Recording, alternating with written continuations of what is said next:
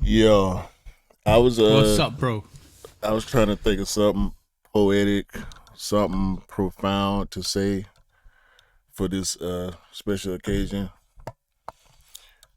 So I'm gonna just freestyle it. Go on. Do you want a backing beat for that as well? No, I don't need no beat. The beat is in my head. Okay, go for it, bro. I got on my I Make Beats t-shirt too, by the way. No, bro, it's only so many times in our lives where we meet people who make a true impact on us in a positive way. There's only so many people that we meet in our lives that who we feel like we can keep for the rest of our lives. And I just so happened to do a podcast with one of them people. Oh, bro, thank you.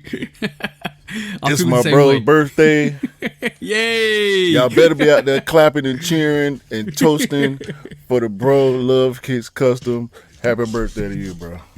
Thank you, bro. Thank you. That's it. That's the intro. That's it. Let's go. There you go.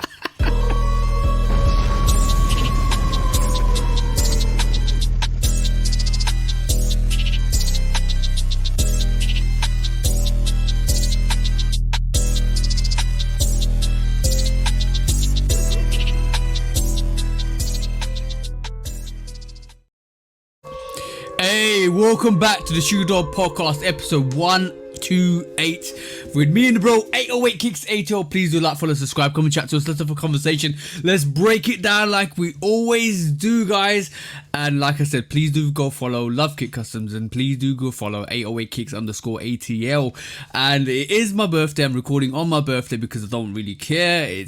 I'm just 9 years old again. We consecutively turning 9 years old every single year since I was 9 years old. So that's the way I'm gonna leave it. That's the way it's gonna be. And I share my birthday with one of the greatest athletes in the world, Deion Sanders. Happy birthday to Deion Sanders as well, which is awesome, which is great. And we found it out in one of the old podcasts we did as well, which is great. And yeah, just been an interesting week. I got a week off next week, which is gonna be absolutely awesome, because I can chill, relax. It's also Travis McCoy's birthday too. I just saw that on IG. Hey, a lot of awesome. There's a lot of awesome birthdays in August as well. Cool people. Which is, all the people you share birthdays with are like cool people. Okay. Oh, I wouldn't class myself as cool. I just am a regular guy, but you know, it's cool. I'm glad to share my birthday with cool people. Claim it, dog. You got to claim it, man. Come on, man. I'm humble. I'm humble with it, but we by the way, guys, go and, like I said, go and like, follow and all of that stuff, but also go and check out the Air in the Crud, because we have a separate, I would not say podcast, but a separate live that we do on YouTube, where we just go in and just kind of talk. So join us then. We haven't got a set schedule for it. We might find a set schedule for it, but we just go live anytime. So if you want to know when we're going on live, just go and check the Instagram posts or the stories, and I'll drop it there. Maybe about half a day before we actually go live. So go and check us out and just have a conversation. You can actually come and talk to us properly live one-on-one, and we will just answer your questions, which is dope as well. But on there, I was talking about pizza parties. Remember we were talking about pizza parties? Yeah. So my missus made the dough today, which is great. Which before recording, she came into the room and she talking about putting it in the freezer, or the fridge, I mean. So that's gonna be dope. Everything's set up, which is great. It got everything ready, bro. It costs a lot, bro, to get all the ingredients together if you got a big pizza party. That's all I'm gonna say. So you said you got like 6-7 people, right? Yeah. So far, confirmation. Confirmation, yeah. But you invited more people. I'm pretty sure there's gonna be more people showing up. I'm pretty sure some of the bros gonna pull up, right? I don't think Del can make it now because she's going to a concert. I think his missus kind of surprised him with some tickets. Well, to be honest, I don't mind. I've got the main people that I would love for Del to be there, but I've got the main people coming, which is great. And we're just gonna chill. I want the day to be hassle free. So I don't want it's good to not have a lot of people come, but it's good to have nice people come. The football's started as well. We got the charity shield, the community shield, I think. That's coming on at 3:00 tomorrow, which will be great because everybody's turning up at 2. We'll turn the football on, start making the pizzas, put it in the outdoor oven. Bro, it's gonna be awesome, bro. What's on the menu? What's on the ingredients menu? I need to hear this. Okay, I've got would you what kind of sauce you got? What kind of sauce you got? You making the sauce or you bought the sauce? I bought 3 variations of different sauces, so we're gonna trial it. We've got the Italian based sauce, we've got the commercial based sauce, and we've got a store based sauce. So we're gonna trial it, and what we're gonna do is if I taste it and it doesn't taste great, I'm gonna mix ingredients with it. You got to go back to the store, sir. Why is that? You didn't say barbecue sauce. Oh yeah, I might need to get some barbecue sauce. I got the barbecue chicken pizza recipe already locked in. This your boy now. Trust me. I don't use pizza sauce. When I make my pizza, it's barbecue every time. Hey, you need to send that over to me. I might need to make that tomorrow. I don't know if y'all got the same kind of sauce that I use, because I use Sweet Baby Ray. This ain't an ad for them. But okay. Yeah, bro. I've used other sauces before, other types of barbecue sauce, but that Sweet Baby Ray, it got more tang, so I think it lends itself better to the pizza ingredients. You know what I mean? Okay, cool. It's sweet, but it got a real distinct tang to it. That's why I like Sweet Baby Ray versus other sauces. Yeah.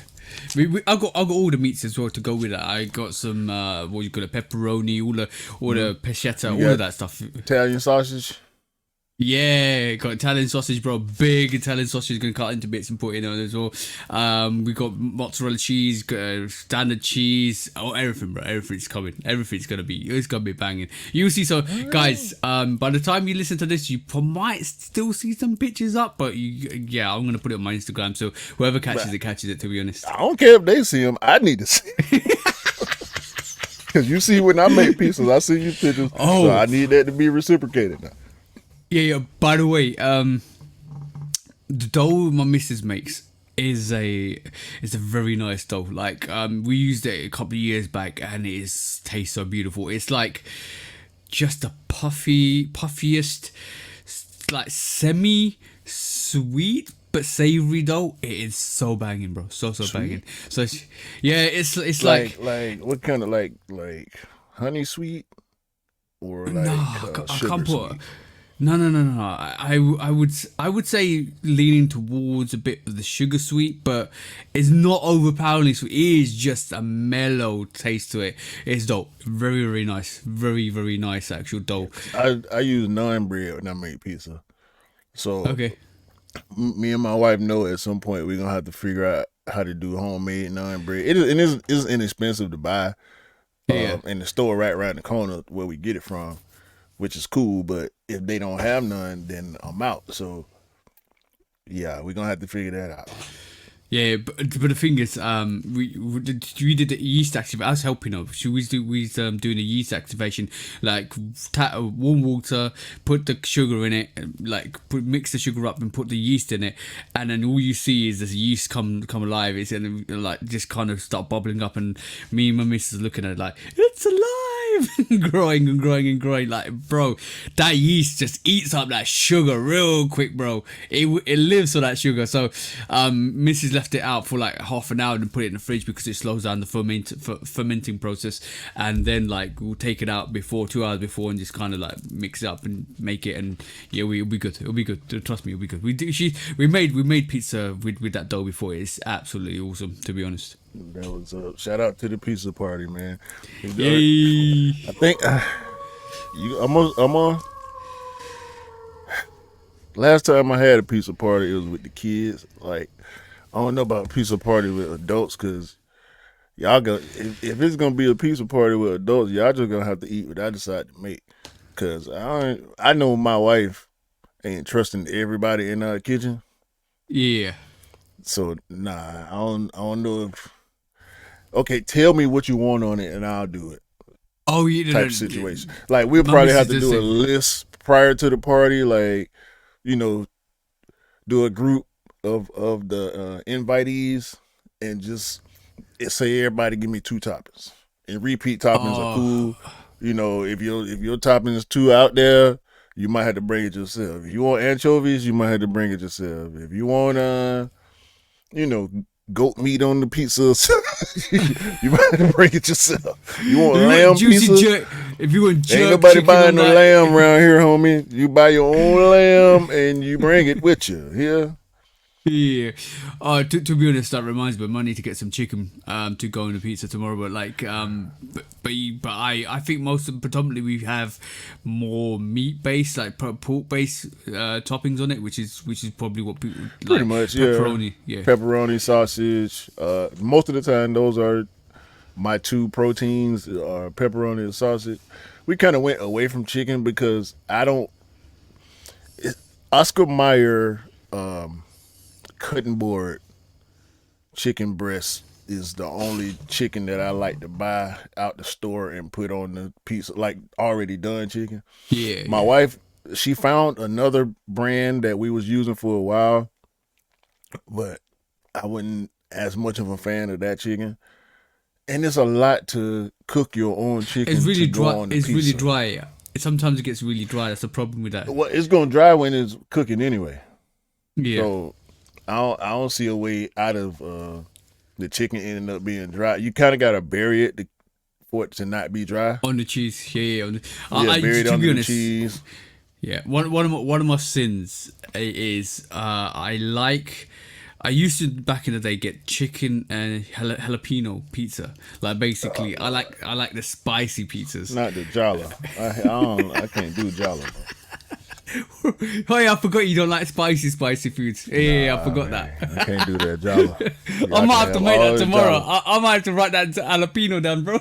I'm writing ingredients as we're talking.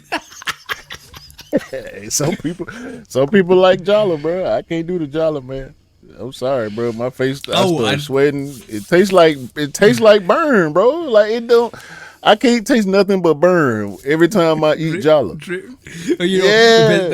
The best thing about eating spicy foods is just letting your tongue hang out, right, and just letting it sweat. That's not good. You're like,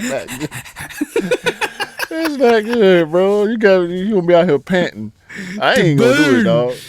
The burn. I ain't gonna do it, dog. Matter of fact, shout out to Bridgestone.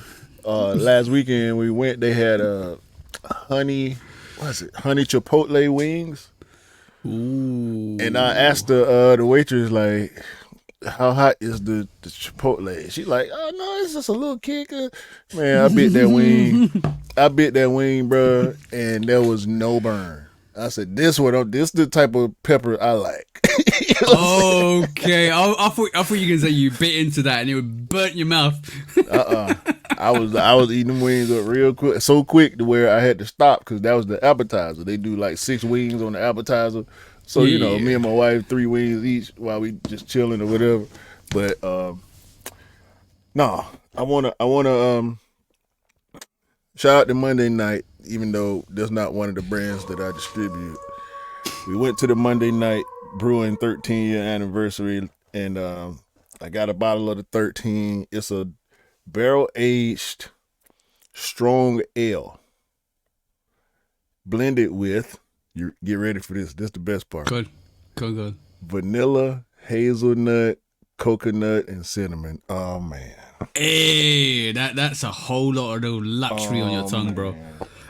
We're gonna pop this for the bro right now. I was holding it. Oh, bro, smell that. Man, I wish I could smell that, bro. Smell that, bro.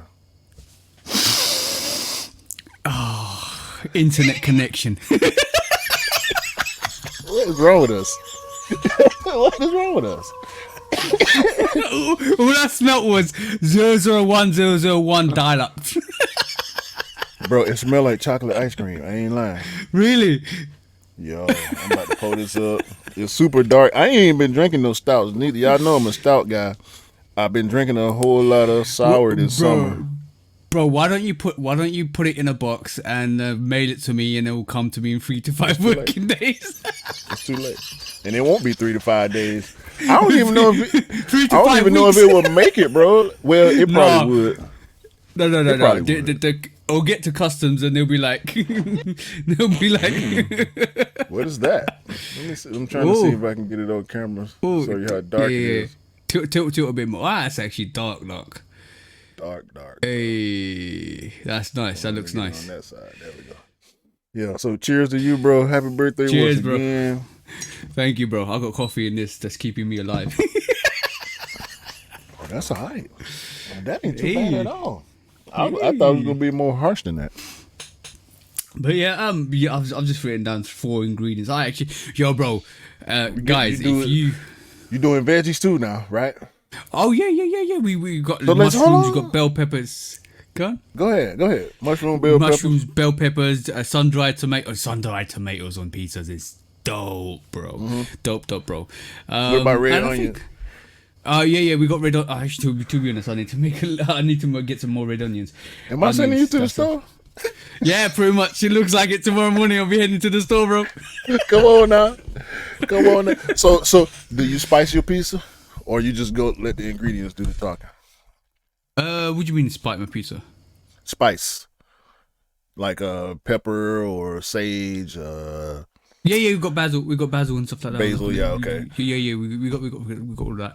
But yeah. Spinach, red onion, white onion, or sweet onion, not white onion. Sweet onion. Yeah. Well, white onion is cool too. Any onion, really. Yeah. Any common onion is, I think, is. Do is you know good. what? Garlic also. Red onion goes Crushed well. garlic. Diced red garlic. onion goes well.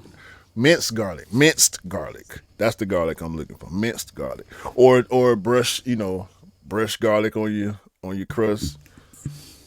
Yeah, garlic butter. Yeah. Oh, we got garlic butter. We like pesto. We got pesto as well, bro. We got it all. Yeah.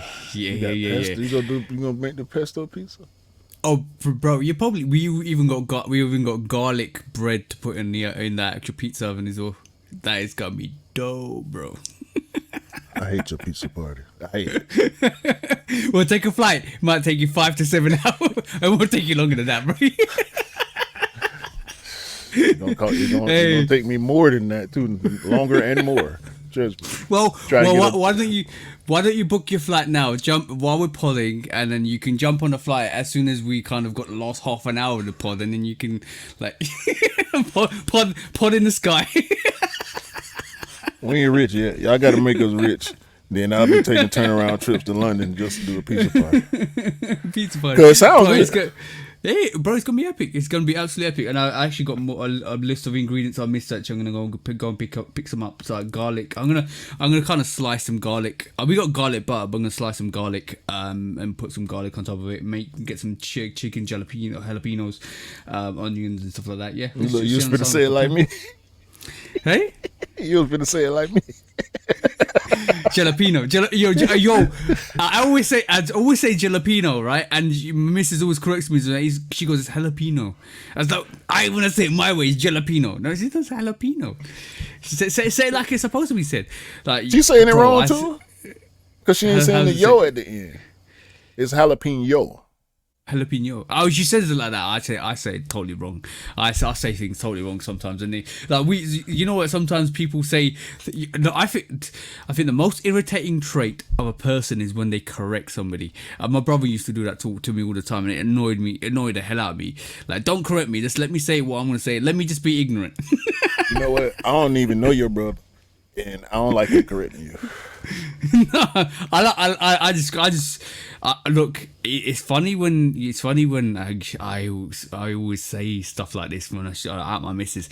She always says stuff like noodles or skeleton or what do you call it? Skeleton. And then yeah, bro. She says it in a cute way, and I remind her, and then she was like, "Well, don't remind me how I say it." And then she'll say it normally, and then when she goes back to a normal state where she forgets how to say it properly, she'll just say skeleton again.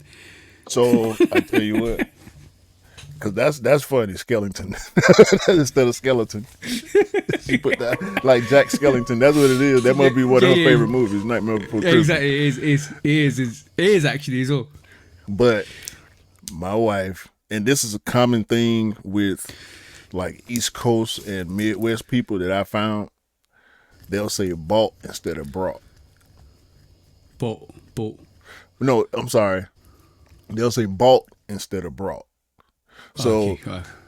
they'll say something like, when I brought them to you, you should have said something then. But she'll say, when I bought them to you, you should have said something then. Yeah. And I'll be biting my lip, bro, trying not to correct her. Because I did it. Me and my wife been together since 2013, dog. I've only corrected her maybe twice early in our relationship. Because it's only when she get passionate that Chicago starts slipping out. Oh yeah. It's when she fired up talking about something. Most of the time, angry talking about something. Where that Chicago started coming out, bro, and she'll slip into that old Chicago slang, and I'd be like, nope, shut up, don't say nothing, just shut up. You know what she meant, so shut up. I'm glad you said that too, bro, because like if you guys didn't know, my missus is half St. Lucian as well. By the way, shout out to St. Lucia. They won a gold medal. Shout to that. I know she was happy about that. Yeah. Track and field too. Yeah, 100%. But yeah, what was really funny is when she gets mad, you can see when she's getting mad because the accent starts kicking in, and then it ramps back up. The more passionate it gets, it ramps back up, and all of a sudden she's talking proper like, because she's been brought up by her nan. Her nan is full St. Lucian. She was born in St. Lucia and she moved here in her like maybe early 20s. So she's St. Lucian, right? Her mum was born here, and she's like full St. Lucian as well. UK St. Lucian, first generation born here. So when they get mad, move out of the way. Just move out of the way. The accent kicks in. You can't say nothing. Don't say nothing. You will be run over, steamrolled by the vocals, and then you'll be like, oh, what the hell did I just do? Just don't say anything. Just don't say anything. And if you've upset them, just keep quiet. That's all I'm saying. Like I say, bro, that happened with people. So when you come from a certain background, right? It happened with me. I know it happens with me because I try to speak properly. I know I can't get rid of my southern accent. I don't care about that. I know I slur my words. I know my grammar ain't perfect when I'm just kicking it. When I'm in a business situation, I know how to turn it on. But just here like on the pod or just kicking it with friends around the house or whatever, I talk like this. Yeah. But when I want people to understand me, I know how to talk like this also. Yeah. And I'm still gonna say, see what I'm saying? Or you feel me? Or what? But it depends on who I'm talking to. I just want to be clear. The realistic view of this is it's not code switching, it's basically adjusting to the environment to be more professional. And some people say, oh, you're code switching because you're kind of being one way, not natural. But everybody puts on a mask, especially if you're in a professional arena. You need to act professional, so it's important that you represent yourself as best you can. When you kick it with the bros, you can just say anything you want pretty much. You can just, your lingo, it doesn't, bro, me and my mate will just sit there laughing and joking and saying absurd things because we're just crazy. You know what I'm saying? So there is a time and a place for everything. Trust me, there's a time and a place for everything. And we don't say radically absurd things. We just take the piss out of each other pretty much. Well, I can't. I'll speak for myself. I can't. Some of the jokes that we share as friends, you can't put it. We were just saying this on the air in the crowd, bro. Some stuff you cannot say publicly. It's just not cool to say it publicly, even though your intent might not be ill in saying whatever you're saying. Some people can't take a joke. Some people can't take a joke. Simple as That that. too. So some people That are too too. sensitive. It's simple as Because that. I crack on myself just as much as I crack on anybody. Meaning, if I make a white joke or an Indian joke or an Asian joke, people find it offensive. But if I say a black joke, Yeah, it's yeah. cool. Because you're saying it. Yeah, I get Right. that. I get that. So- you know, I've bro.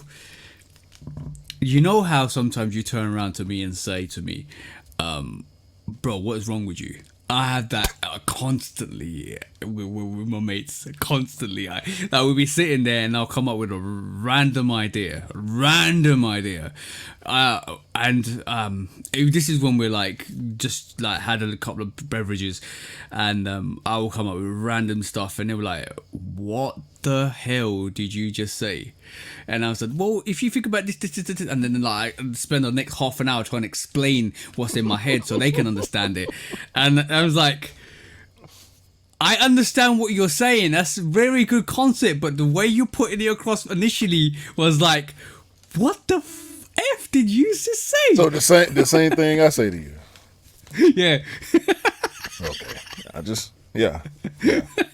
Because I know most of the time at the end of the conversation, I'd be like, well, why you ain't just say it like that the first time?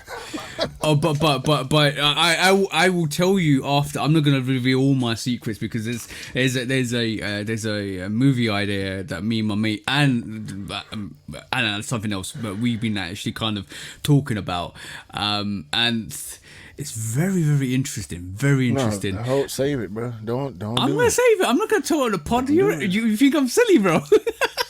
Sometimes, yeah. Sometimes, yeah. But talking about being silly. Okay, let me just address this for you guys, right? The people that watch my channel. I one of the bros. No, I wouldn't say one of the bros. One of the people that follow me reached out to me this week and said to me, "I didn't realize this cracked me up. This really cracked me up. It made me laugh. It wasn't offensive. It just made me laugh." So they go to me, "I didn't realize your hair was real until I saw you in real life." What? And I was like, good to know, bro. By the way, guys, I am Sikh, right? This is my own hair. It's attached to my scalp, right? Just to make that clear. And my missus braids it every 2 weeks to keep it fresh. I born with this hair. I've never cut this hair. This is my birth hair. So the very ends of this hair is when I was like 1 or 2 years old, right? So or even younger than that. So that's my own hair from when I was younger. I don't cut my hair except for my beard. I keep it trim, but my hair is my hair. I don't cut it, and it's my own hair. I sprayed it. This is real, guys. This, if you're watching this is real. I'm just letting you guys know, just in case you thought it was fake.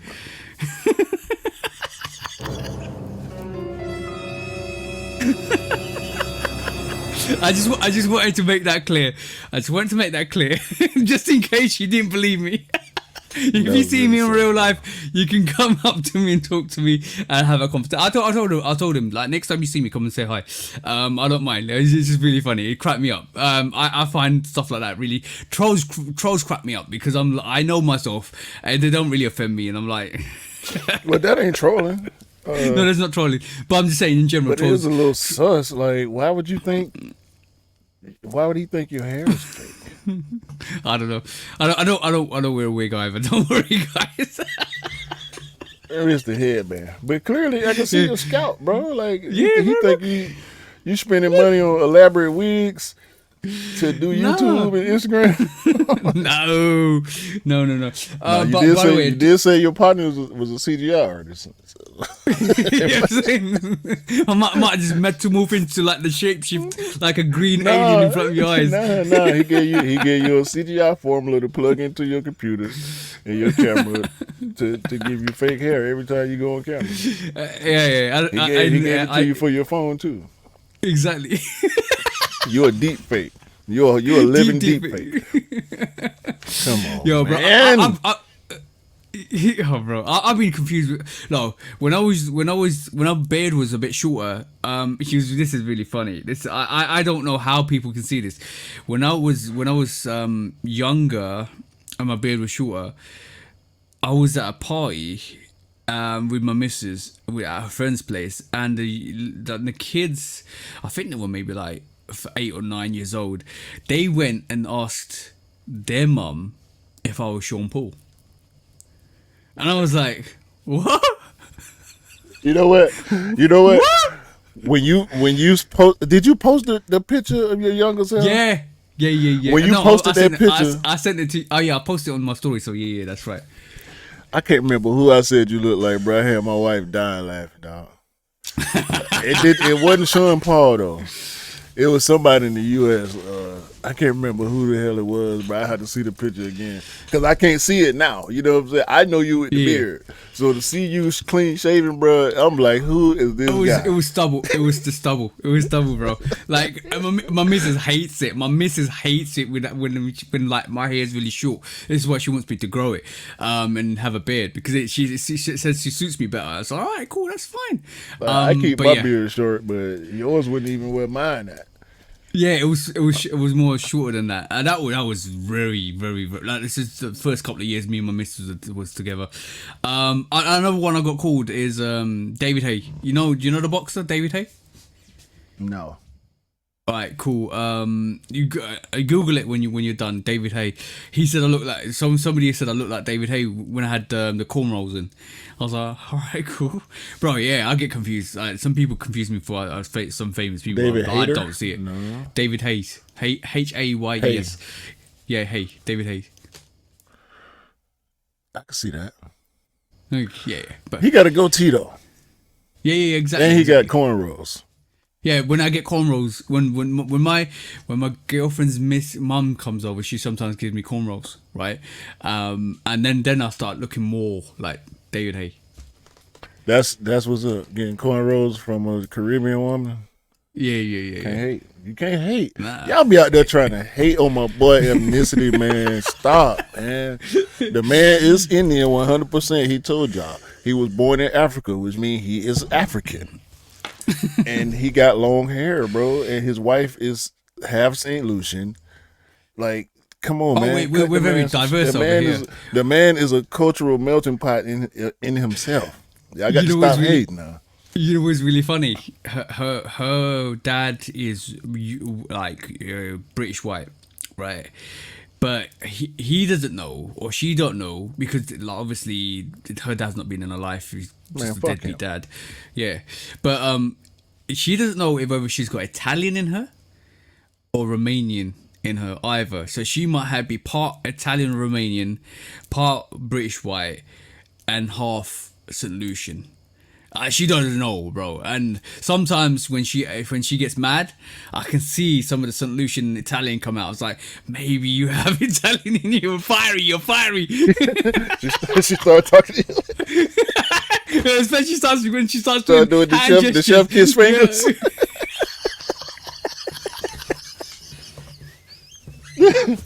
Oh man, we ain't talking about sneakers yet. Okay, let's talk about sneakers. By the way, that's okay. It's okay. Accidental cop. I remember I told you in the crowd, accidental cop, right? So the bro was my size. He's a UK 10, and I was alright. He asked me for the wet cement 4s, and I went in for them. He copped them, right? And I was like, alright, cool, you copped them. I totally forgot I had a sneakers and stuff raffle in for him. And it didn't win it initially, and they re-raffled it. When you in sneakers and stuff, you got an option to click it. Yeah. If you take the L, you'll get the re-raffle automatically. Exactly, and they re-raffled it, and I ended up copying a pair. So I just did the review. On the review, I was honest, like, this is an accidental cop. Probably not going to keep this because I got the actual craft 4s, which is similar, light greyish than this, and I've got the cool grey 4s, the 2 pair of those, and I don't really need another grey sneaker. But in my review, I was really honest, and that review's hopefully going to come out Sunday. So it's probably out by the time you look at this. But yeah, I was honest. I was like, I just told it like it is, and yeah. It's the same for me, bro. I got the Air Max 95 4s. Yeah. So I feel like I don't need another grade 4. I done passed on every grade 4 since that sneaker came out in 2020. I had February 2020. Yeah, Matter of exactly. fact, that was the first sneaker I bought after the pandemic started. Okay. I actually had the Air Max 95 4, and I had it for a little while, and I didn't wear it, and one of the bros was looking for it, and at that time it was about 450, and I said to him, I've got it, I'm not gonna wear it, you can take it, and it's retail, just give you the retail for it. Yeah, I think it was good for stupid numbers. Here. For the Air Max 90, no, at that point, I think it was a couple of years after it released. Okay. I think it went up in price massively. I think it's gone back down in price, to be honest. But and as I'm checking this as we're talking, but he wanted it, and I knew I had grey sneakers in my rotation, and the cool grey 4 is all I want, bro. Oh, for a grey sneaker, it's 3 something. Yeah. So it's dropped slightly since I actually saw it. That's when it was on bro.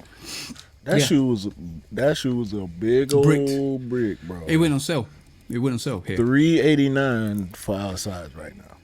Yeah. It's gone down slightly in price, to be honest. So I gave that a sneaker away. So what makes me want to keep this? There's no need to keep this like wet cement. Absolutely, it's an absolutely dope sneaker, but there's no need to keep it. So that was an accidental cop. But talking about other sneakers, this is a special sneaker, bro. I'm sorry to cut you off. Yeah. This Jordan 4 Neon 95 is a special sneaker, bro. If you like Air Max 95s and Jordan 4s, I think you should have this sneaker. I think there was no reason for them to sit the way they did. As much as people love the Air Max 95 Neon, it was a bad look for this sneaker to not do well on initial release.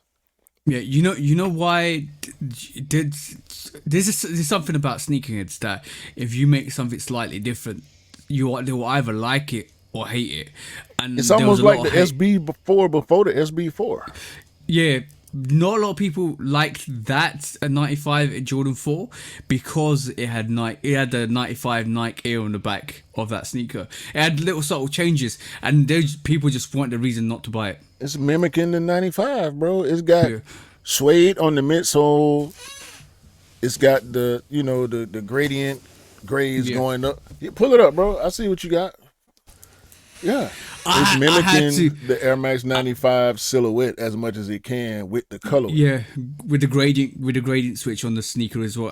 That was dope. It's a very dope sneaker. But like they also gave you the oval laces with the 3M on them, just like the Air Max 95.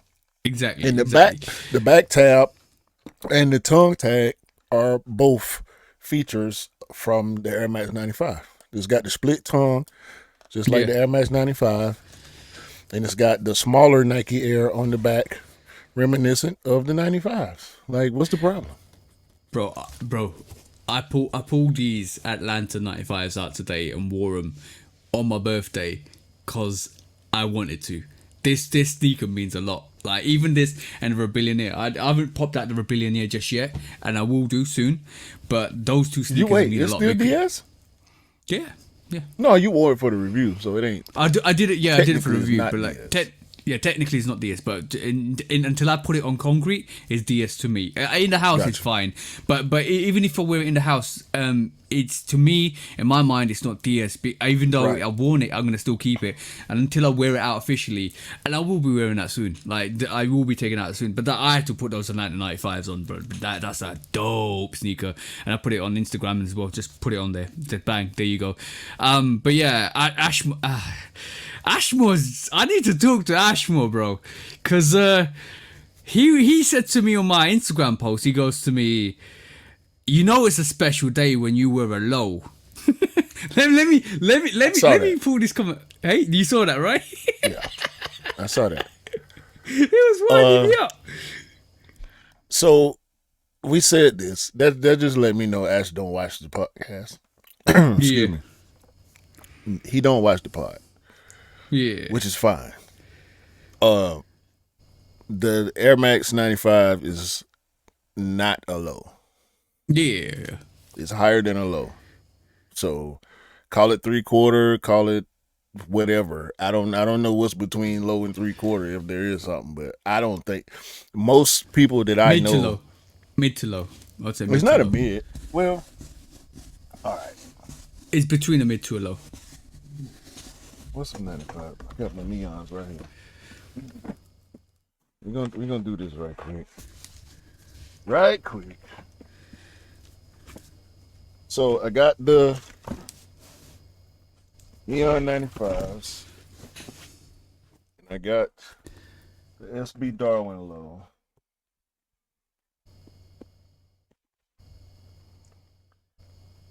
Slightly higher. Slightly higher. You're talking about an inch higher, Michael. Right. So that's why I don't really consider 95s low in the traditional sense, I guess. Let me put it next to this P6000. It's higher than the P6000 also. Yeah. So it's not a low. It's not a low. But I'm gonna say that 95 is very comfortable, bro. Man, I might need to get more 95s in my rotation. You understand break-in though, right? No, bro, it didn't need to break in either, bro.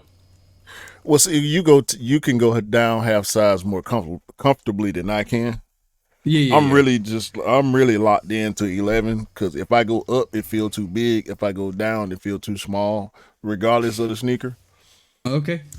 So I got to break in certain sneakers, and 95s is one of them. 95s feel tight to me when I put them on, just like Dion's. And I've been having to explain to people in the comments on my reviews, it's too tight. It's too tight.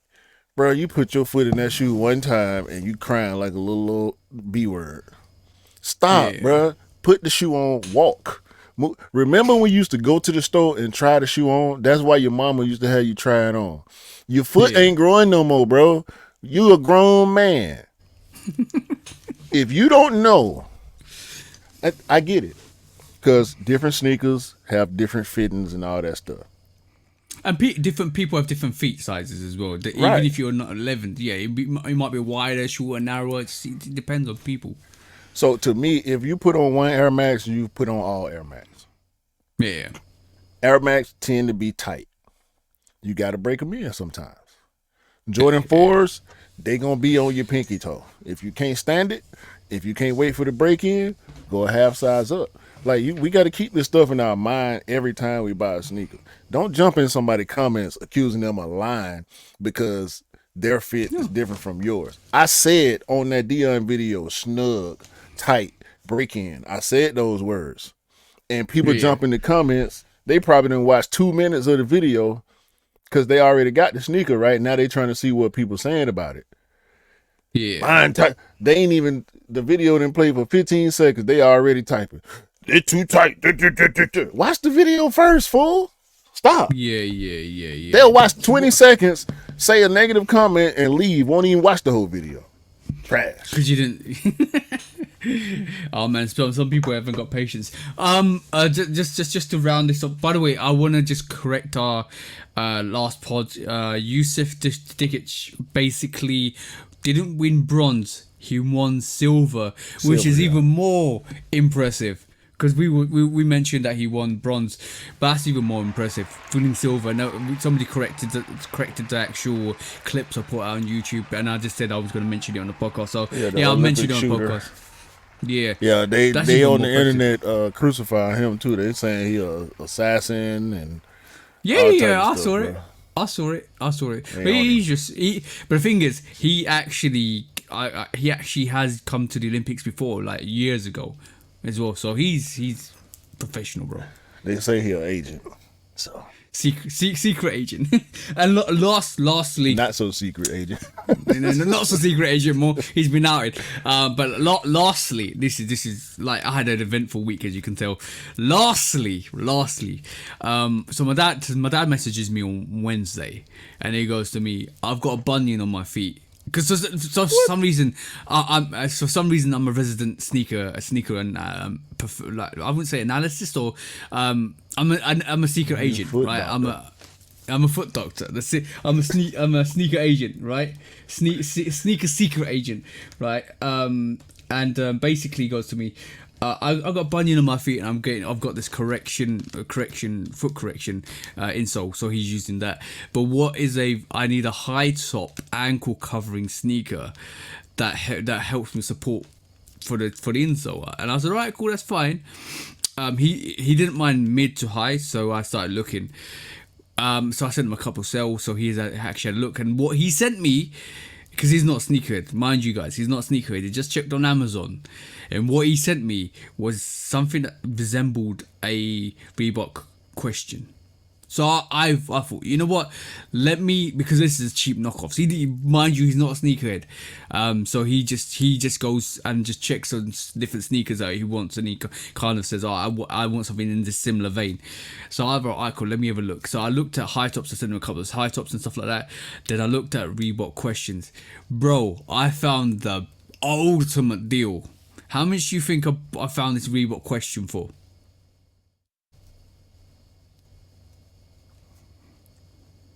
$60. Less. Less than 60? Yeah. What? How much? £39.99. You lying, bro. You think I'm lying? 40 I'll pull it out for you pounds? right now. I'm getting a pair. 40 pounds for some AIs. That's what you're saying. That what you saying? Let me just share this with you, bro. Let me just share this with you. And this. I tell no lies. There you go, bro. What does that say? Right there at the top. Wow, the OG Reebok question mid.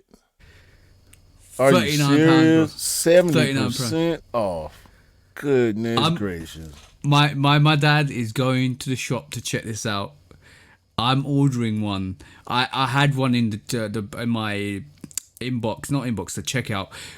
I haven't checked it out yet because I'm busy, but I'm going to get this. No word of a lie.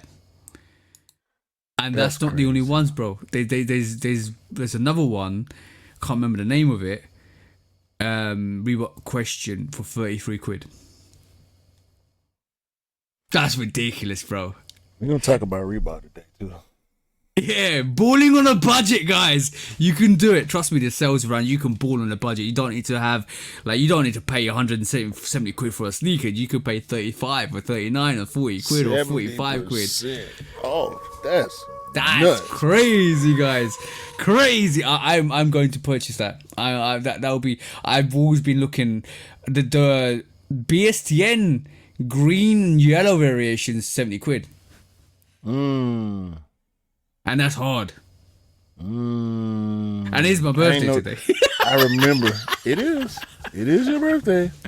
It's your birthday for the next 3 days. At least. Yeah. Exactly, bro. I tell you what. That's a steal right now. Yeah, that's a 40 steal. quid.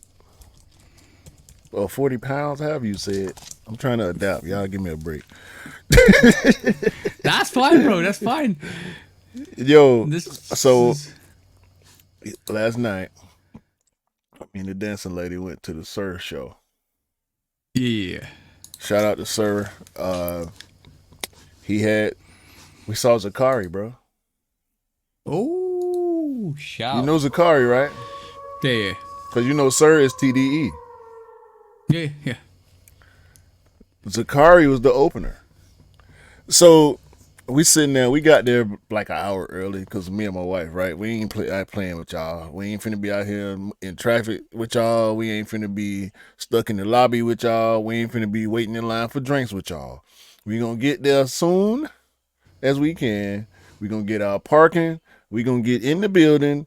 And we gonna get our seats and get situated before any of y'all get there. Plus, it's Atlanta. Y'all don't go nowhere on time. I don't know what's wrong with y'all. Y'all paying hundreds of dollars for these seats. Because the seats be good. And y'all be sitting around us. We don't buy cheap seats.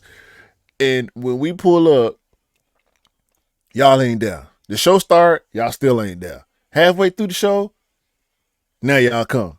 Now it's full. But the people down on the floor, general admission standing room, like the peanut gallery, the people that's really there to pump their fist, they there. The floor is full, right? We talking about the Tabernacle here for those of y'all in Atlanta. If you've been to the Tabernacle, you know what I mean by the peanut gallery. It's no slight. That's just what I call it. But we sit up in the balcony because we want seats. We in our 40s. We not finna stand down there and jump around with the young people. You know what I mean? So we sitting there, lights go down. All right, time to do it. This little Hispanic dude walk out there.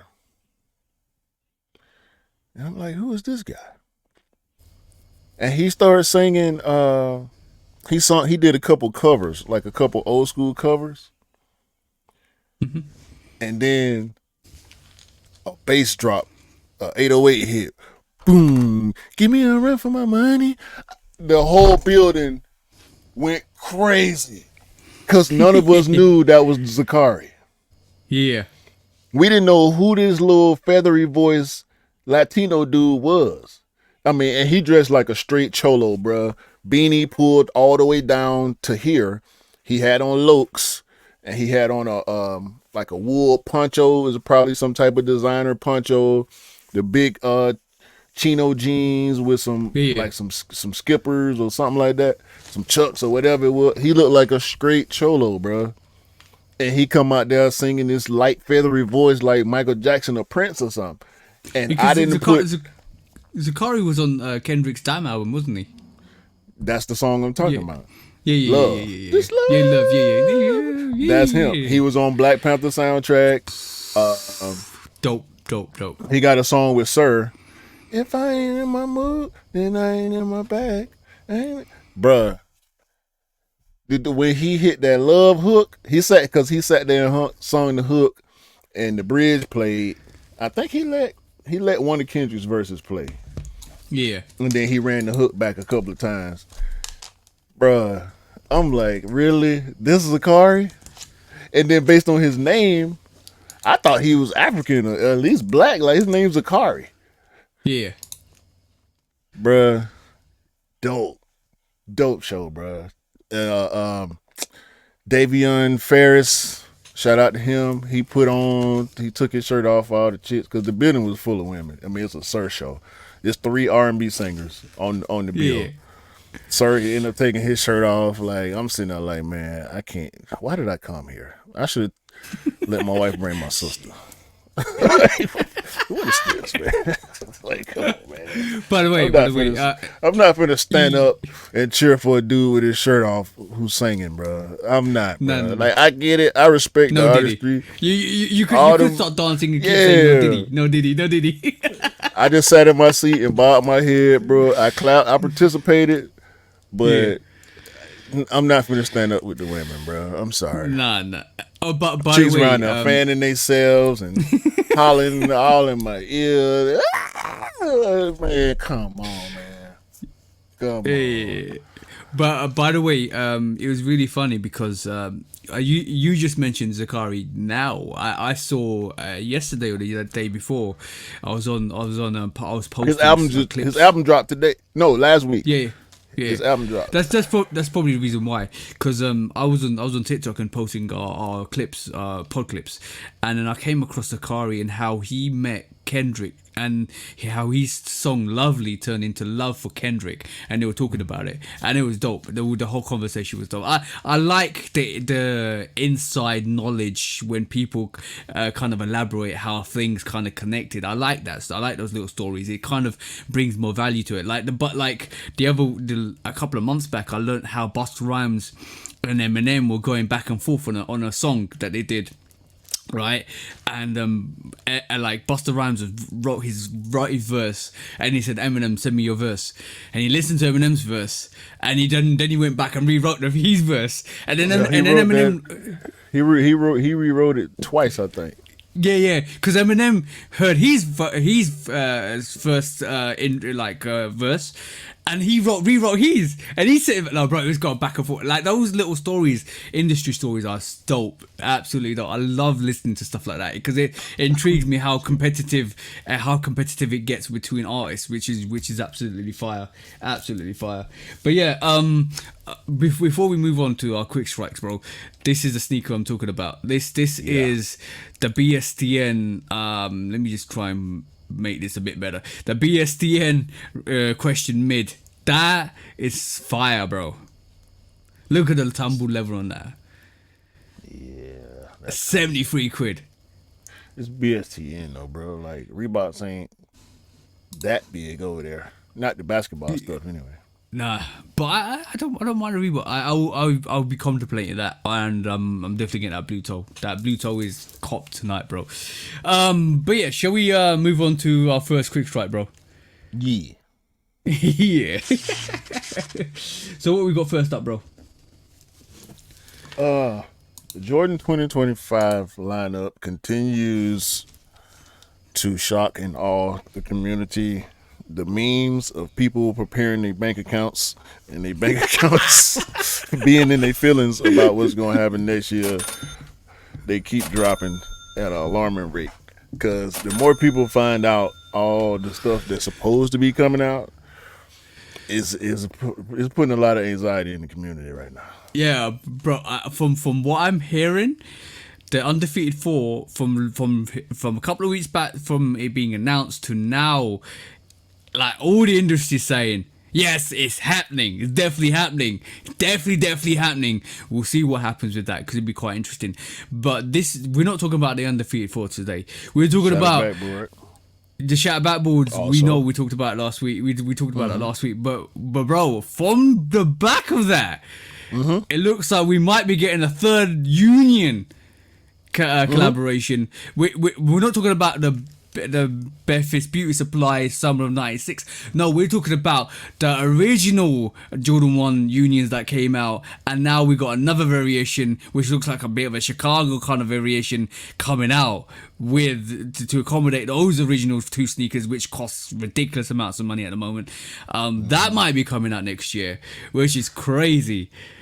And then also, go on, bro, because I know you're gonna say it and I'm gonna say it.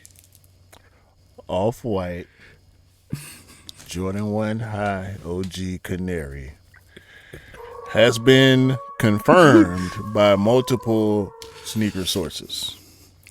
I'm still gonna keep a grain of salt on that now. Look, everything we do is with a grain of salt because basically we don't know until we see official pictures and exclusive release dates and all that stuff. But I said to Mr. Miller, bro, you might be seeing stuff that they're not going to release the 10s. I don't think they're going to release 10. They're going to release stuff that hasn't been released before. I said it to Kian. I said it to Mr. Miller a couple of pods ago. A shout out to Anish. He basically said to me, you were right, bro. The Canary Yellows are coming out. Yo, Bread 4s are coming out, bro. The Bread 4 Off-Whites will be coming out. If we get the Canary Yellows next year, we might get the Bread 4s on the anniversary. I'm just saying that. That's what I think. I'm gonna let you say what you say. I'm not gonna agree or disagree because the more we see, the harder it is to believe that some of this sacred stuff is gonna stay that way. Yeah, like, yeah. The look of desperation on Nike right now is crazy. Remember the Killing Pill meme where there's sweat dripping down? Yeah, that's Nike at this moment in time. But by the way, sorry to cut you, bro. By the way, I seen there's a massive stock readjustment currently. Not only with just Nike, like IBM, Apple, all of that stuff. The stocks are readjusting. There's a dip in stocks at the moment, and Nike was the forefront to their actual stock drop. They were, I would say, the preempting stock drop because we've seen 10%, 15% of some of these famous companies stock dropped. There is a crash coming apparently. And this is the reason why Nike stock has dropped. I think it's a recalibration. Yeah, no. The recalibration of the stock market is happening at this moment in time because I think stock evaluation's been crazy since COVID. So that's the reason we have this issue at the moment, and companies are getting desperate because obviously they want to keep the same profit margins as they were achieving during the time of mass desperation with people, and it's really hard to replicate that kind of model, especially with COVID. You can't replicate stock prices keeping at that same amount when people were kind of desperate in terms of we had a lot of money. They were investing a lot more. There was a lot more hype in the stock market than it is now. So that's what's happened. Yeah, Nike's desperate, bro. Especially if they start dropping sneakers that are friends and family pairs and stuff like that, or sneakers that we thought would never see the light of day. Yeah, it's looking spooky. We don't know. We never know. I did see two things. The one thing that I really didn't understand was people keep calling these black cement threes that we're supposed to get at the end of the year a massive GR. That's all we've been hearing since we heard the rumors of the shoe returning. Massive GR, massive GR. Everybody's saying the same thing. But now people saying massive GR, 400,000 pairs. 400,000 pairs is not a massive GR. What is wrong with you?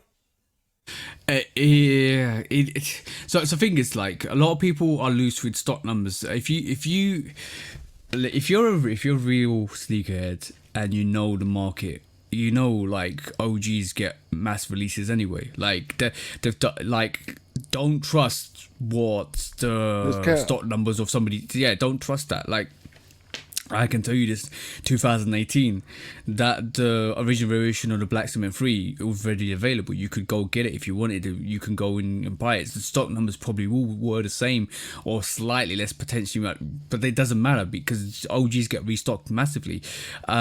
We've seen that countless times. We've seen, and the mass release that they're comparing it to, like the Concours million pairs, bread 11s, 2 million pairs, all of that stuff, they still sell out. OGs still sell out. So I've always said this: if you've got a classic silhouette and everybody wants it, just mass stock it. It's a cash incentive for both the actual person who buys it and the manufacturer, because it's going to sell out. So OGs always get mass stock. So all this whole it's going to be a big stock, blah this, blah that, don't trust that. Just go get your sneaker. You know OGs are going to be mass stocked unless it's like a Jordan 1 Chicago 85 New Beginnings, all of that, all of the like innuendo of it being this special thing. It might be limited, but if it's an OG, it's gonna be mass produced. So don't trust that at all. Don't believe what you hear on the social platforms, guys. All right. Cap.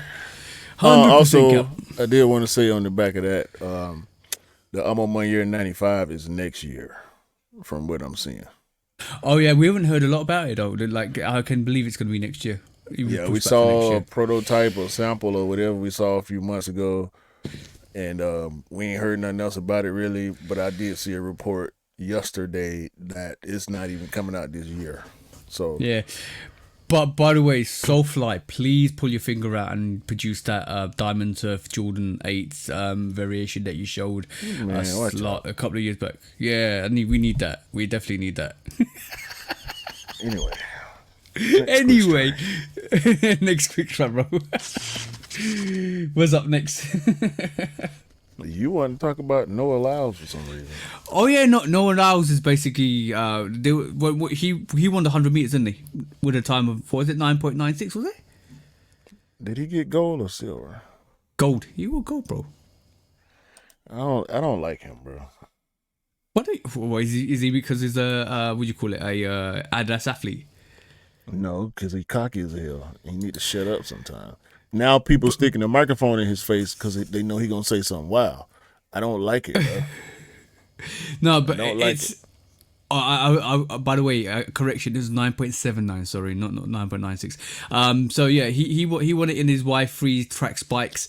And there was a shout for him to make his own signature sneaker, or basically he wanted to make a first signature sneaker with Adidas, which basically makes him the third athlete to do that, behind Michael Johnson and Alicia Felix, I think. So basically he'll be the third athlete, but it looks like he might be getting a concept as well. He might be getting a variation of this actual Y3 concept Noah design, or somebody else has come up with this concept. I'm going to share this for you guys so you can actually see. So I think that concept is designed, I had it here before, by Michael Johnson wore Nike, sir. Yeah, I know. I'm talking about signature sneakers for runners, athletes, not Adidas. I thought you were talking about Adidas. No, not Adidas. I'm talking about in general overall. Okay. It was done by Kamisis Studios. They basically produced a mock-up or a concept. So he might be getting his signature sneaker, bro. Might be getting his signature sneaker. But I have to say, like 100-meter, like I even said Usain Bolt, it wasn't cocky, but he was confident in himself. So maybe sometimes confidence is what do you call it, mistaken for cockiness, but. No, bro. He talked reckless. I ain't speaking on confidence. The difference between confidence and cockiness. I don't want to hear him talk. That's all. Like Okay. he real left field. He real like spicy with everything he say is. It's not like a. I feel like he trying to be like a Muhammad Ali type, Oh, okay. Yeah, I got you. but it don't come across well to me. Like, and I mean, shout out to him. He a great athlete, and some of this does have to do with his take on the NBA Oh, championship when. being called the World Championship. Oh yeah, Like, yeah, yeah, yeah. stop, bro. Like, stop being goofy. Like, why do that? Like, the NBA is an American league. Why even do, like, what's the point of even bringing that up, dog? Like, I think his whole debate was, he made a lot of people talk, but his whole debate was, you can't call it the World Series when why? I don't know. That's his opinion. I think his retrospective view on that was, this is a national league. It's not a world league. You're not competing against the world athletes, but you have the world's best athletes in your league. And I think that's the reason why he said that. That's And the some point. people some people agreed, some people disagreed. I don't like But him, bro. And I didn't like him before I knew he wore Adidas. Now that's the more reason for me to not like him. hey. But yeah, so let's just see what happens with Noah Lyles, and if he Ain't gets nobody his gonna buy that first. shit. Woo, brothers might buy it. He might Ain't infuse no. runners to buy it. Okay. I don't know, but it's good. It's for an athlete, for a 100-meter athlete to get a signature sneaker. I think it's good. I think it's a good thing. It depends. Don't wear them Just shits it's around me. with I'm gonna Adidas. kick the dust on them.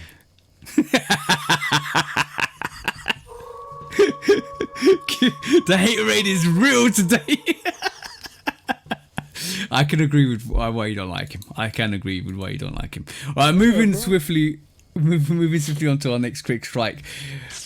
We said we were going to talk about Reebok. Angel Reese has got a Reebok collaboration coming our way soon. It looks like, or in the next month or so. And it looks kind of nice. It looks kind of nice. I'm gonna pull it back. I'll pull it up to get your thoughts on it, guys. I'll get your thoughts on the queue as well. Let me just find it first. Where the hell did I put it? Dude, apologies for this. I'm trying to find my clips I picked up. There you go. It looks like this is a collaboration. So we're just working through this. Hold on, working through this. And it looks like you got some apparel, and these are the 3 sneakers that are coming up for it as well. What's your thoughts? What's the silhouettes? And have a look at. I wish I had a better. Looks like one's a Reebok Classic. I need to kind of have a look at the range. 2 seconds. One is the bold colorways of the Premier Road 6 BB 4002 and the classic leather lifestyle shoes. So basically, it looks like it is the Premium Road 6 BB 4000 and 4000 Mark II and the classic, obviously Reebok Classic. These are the 3 silhouettes that are coming up from Angel Reese. Very Yeah, they bluish, isn't look. it? Nah, they white and silver. Like, that's just the Yeah, no. lighting on them pictures. Uh, I mean, they look dope on the pictures. I would like to see less rollout advertisement to be able to actually gauge the sneaker for real. But I mean, the basketball shoe is an old school, so Yeah. is she gonna wear it on court is the question. She an old school type of player. She got an old school type of game, I should say. Yeah. But The classics clean. Are they metallic? Is that blue metallic? See, I can't really tell Yeah. because of the lighting. Yeah, I wish I'd. They need to get some more on feet pictures, but this is coming out in the next month or so. So and to Reebok, you really wanted to join Reebok as well, which is great to see from a Reebok She didn't. perspective. She really wanted to get the bag. So yeah. Okay, cool. But this is coming out. This is coming out on the 23rd of August on Reebok's site. So watch out for that, guys. And it's a good collection. It looks like it's metallic silver. Some of it's metallic silver as well, which is dope. Like the I'm actual top talking and about bottom on that as the well. blue on the classics. I was trying to see if that was metallic because clearly the silver is metallic on the other two silhouettes. But I mean, shout out to it. The WNBA has been getting a lot of attention because of her and Caitlin Clark.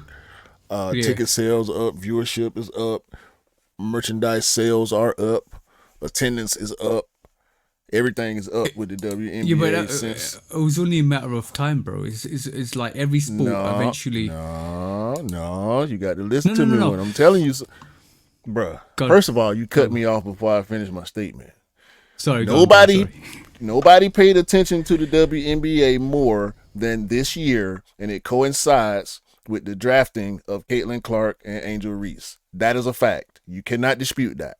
There were great Yeah. players in the WNBA throughout the history of the sport, the league rather. Throughout the history of the WNBA, there have always been great players. They have always been view worthy. If it wasn't for the hype on Caitlin Clark and Angel Reese, wouldn't nobody be paying attention.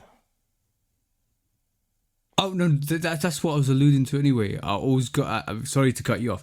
I was going to say it was going to happen eventually when you get superstars in there and you get people that people want to watch, and that's what's happening. That's actually what's happening. So I agree with what you're saying.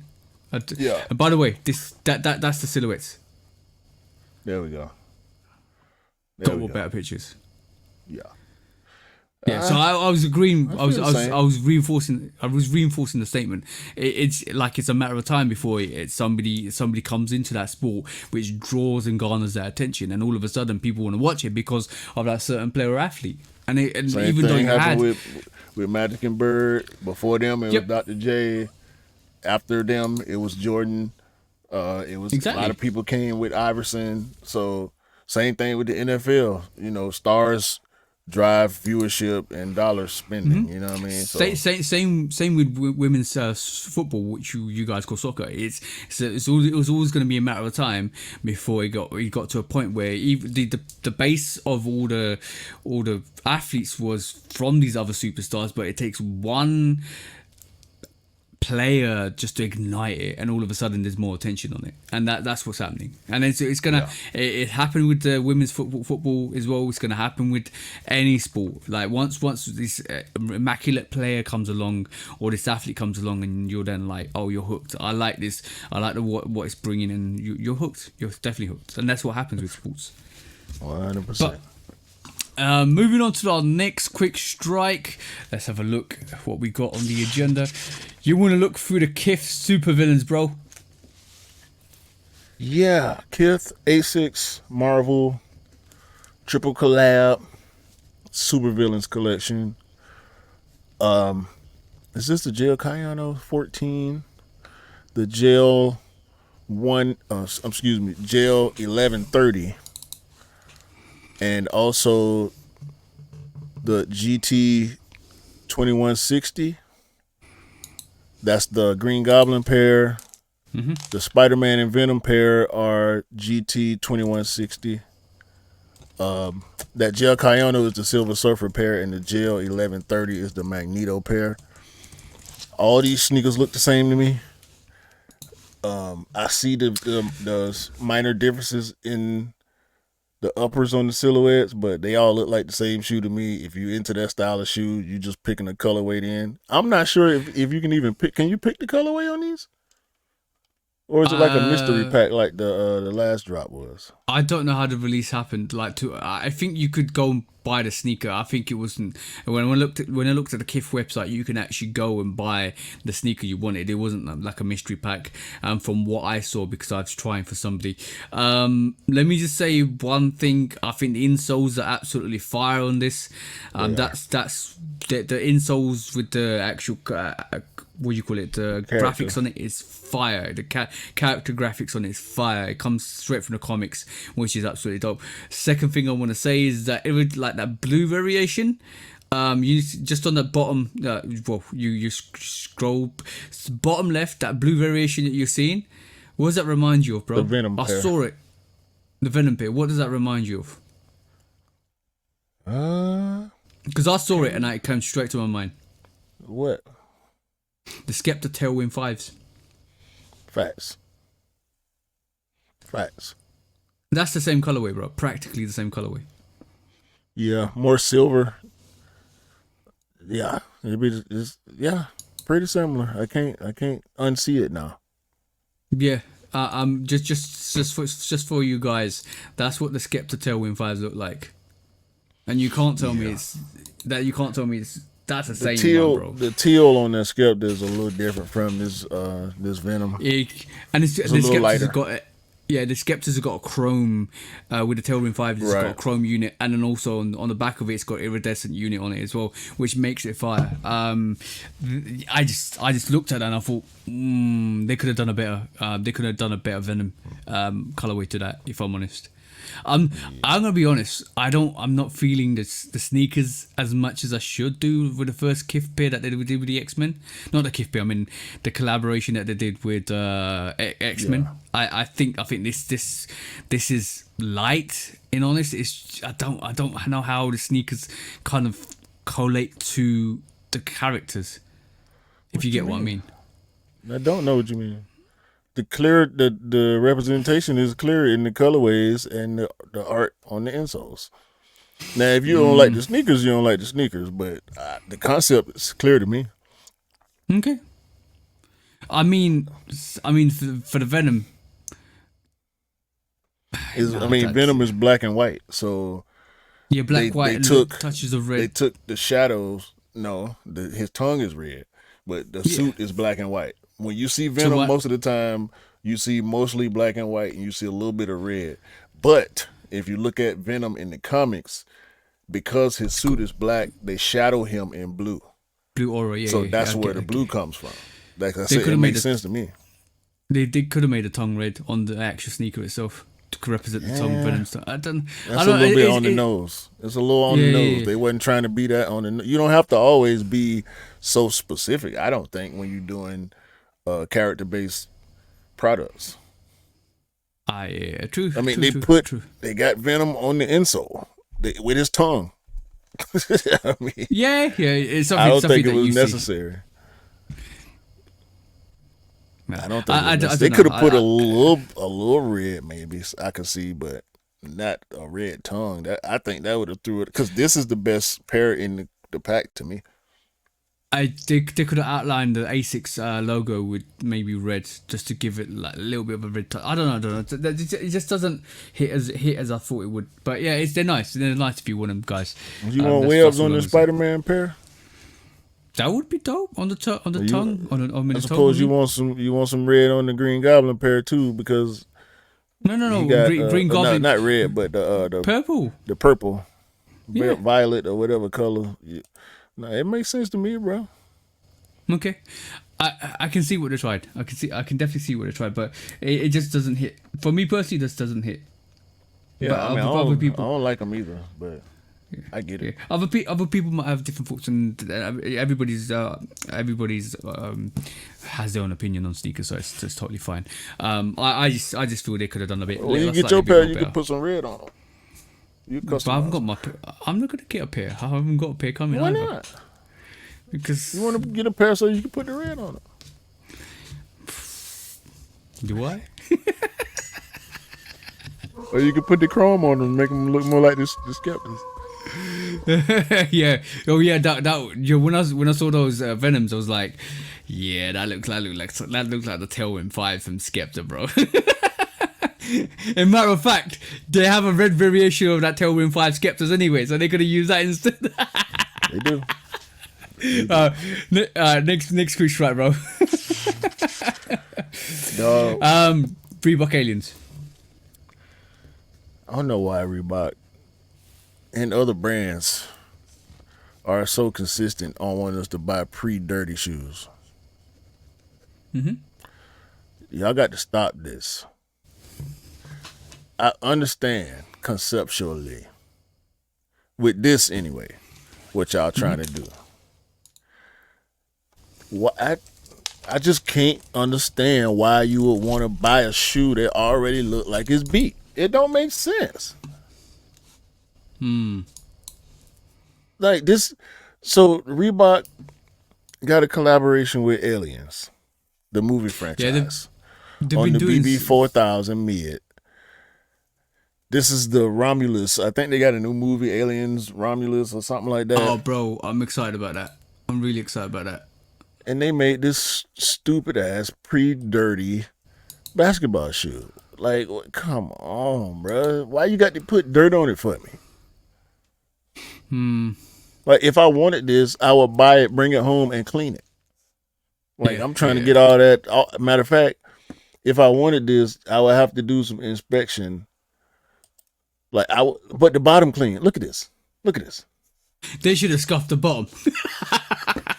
No, they got to put some heel drag on it. If y'all gonna do it all the way. Put heel drag, make some of the traction fade, like put some cuts and scuffs. Oh, put a bit that's melted up because you stepped in alien goo or blood, Right. or blood or something like that. Come on, man. Bro, Reebok's been doing this for a long while. They've had the Reebok Stompers, the Alien Stompers, which is a bigger variation, high variation, which is supposed to be what Sigourney Weaver wore in the, well, not she wore, but it's a representation of what she might have worn on the movie. They did the Reebok and the Aliens 2, where she fought the alien queen with the yellow articulated machine. They did that as well. They did a lot of stompers as well, which is other people on the movies that were wearing.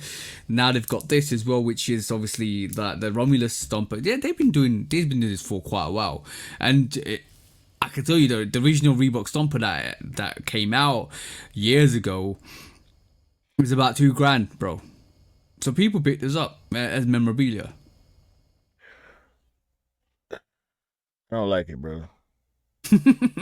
I don't like that dirty sneaker either, bro. But Reebok's being Reebok and keeping consistent to that alien theme. If we gonna trust Google Images and the results that I'm finding here, it looks like Ripley was actually wearing Reeboks. Yeah. I can't find a picture of Sigourney Weaver, but there are action figures and like this I saw a cosplay also of a chick with Reeboks on, dressed like Ripley. So I guess, man, but I don't like putting dirt on my own shoes, so I don't like the brand putting it on there for me. For sure. Just to show the guys what actual Reebok alien Reeboks have been out recent, like over the years. That's a collection of them. You got the high Reebok stompers, basically what Sigourney Weaver wore in Aliens. You got the yellow hazards, basically that's a machine, articulated machine, and you got the black variation was a pack. You got variations. You got different variations. You got the camo variation as well from the movie. Like all of this is based on the collaboration and the footwear that was associated with the movie, which is great to see from Reebok. But obviously, like you say, you don't want a dirty sneaker. Romulus sound. If you guys haven't seen the trailer for Alien Romulus, go and check it out. It is going to be great. Like Ridley Scott has come back to the whole Alien scene and co-produced this. It's dope. It's very dope. I'm excited about this. It's coming out, I think, in mid-August, which is going to be dope to watch. I'm always up for Alien movies. Yeah, only Alien movie I've seen is the original Alien. I have not seen Aliens. I saw AVP because I like Predator. That's the not only that other great. Aliens movie I've seen outside of the original. I would And advise you I ain't seen to the watch original Alien, since the 90s. bro. I watched the whole Alien is great and the most classic movie you can see. Aliens is dope. With I think who was the producer? He did Terminator 2 as well.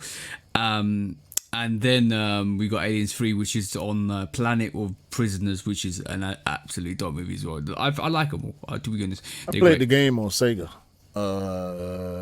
Aliens on Sega. I think it was based on the second movie. Might have been based Yeah. on the first one. I can't remember. But that was a pretty cool game back in the day. That's about as far as I went with the I, Aliens tr- I, franchise. I tried James. By the way, James Cameron is the guy who did the Yeah, yeah. Aliens.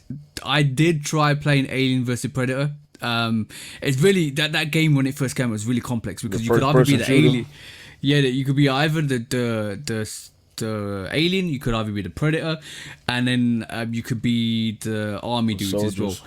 soldiers. Yeah, Yeah, that was a very bad game complex though. movie. That was Yeah, a bad game. The game didn't release in full alpha state.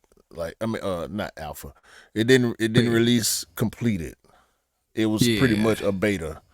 And they counted on people buying the game to be able to continue to fund it and improve it. I hate that, bro. People releasing that's a big problem with has been a big problem with the gaming industry for years. Of people releasing unfinished products and relying on the community to fund it. Like stop putting out half-ass work, bro. Don't nobody want that. And I Windows. ain't no super big gamer like that either. Like I only buy specific stuff, and I really don't play that much. Nowhere near as much as I did when I was younger. But So you bruh, you must really hate Windows then. no, I don't. I love Windows. They do that all the time. No, they Windows, don't. Windows, bro. But the Windows, last Windows that was broken was Windows XP. no, bro. All right. I could definitely tell you I've had countless issues with Windows 10 as well. Like when it first came out, Windows 10 it was was bad, but that was years bugged, ago. bro. Yeah, I That know, was but years it's, ago. it's moved out. It's moved out. That's what they do, though. That's what the updates are there for. Every time they got a problem, they update it. But that's not you not. They didn't do that on purpose. They didn't release it broken on purpose. Actually, Allegedly. it wasn't Windows XP. It was Windows 10, the one that was broken and bugged. Yeah. And I went back. I rolled back to Windows XP until they fixed Windows 10. I just had That's all you similar gotta issues. do. I Yeah. actually, and when Windows 10 came out, or when I did upgrade to Windows 10, I put the Windows XP settings in, so I ain't had no problems. But allegedly they don't do it on purpose, but that's another matter. Let's move on to the last quick fact for this week. What you got, bro? Because you want to talk about Travis. Yeah, the Travis Field Jack is not just called the Sharkadon. It's called the Travis Field Jack. Apparently, this light chocolate colorway is supposedly on the way. We've seen pictures. We've seen colorways. This is a really dope colorway in my opinion, Yeah, and I will be looking to purchase this sneaker. That's all I got to say about that. I like it. I like it. You want to see it actually being played in NFL? I don't care. I don't watch NFL. Pretty sure we'll see it in baseball for sure. Yeah. Because we already seen the baseball cleat version that he been giving out. Is this a baseball? Is it designed for baseball or is it designed for the NFL?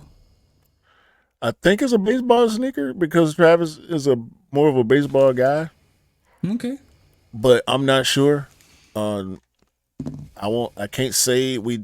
It's got the trainer vibes, so it's got like cross trainer vibes. So Yeah, this is I why mean, it seems like a Gone. But you put it in the same vein as the Trainer One, the SC Mm-hmm. High, the Griffey Max, the Diamond Turf.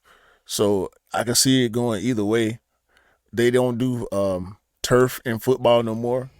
So if you was gonna wear them to play football, they would have to be cleats anyway.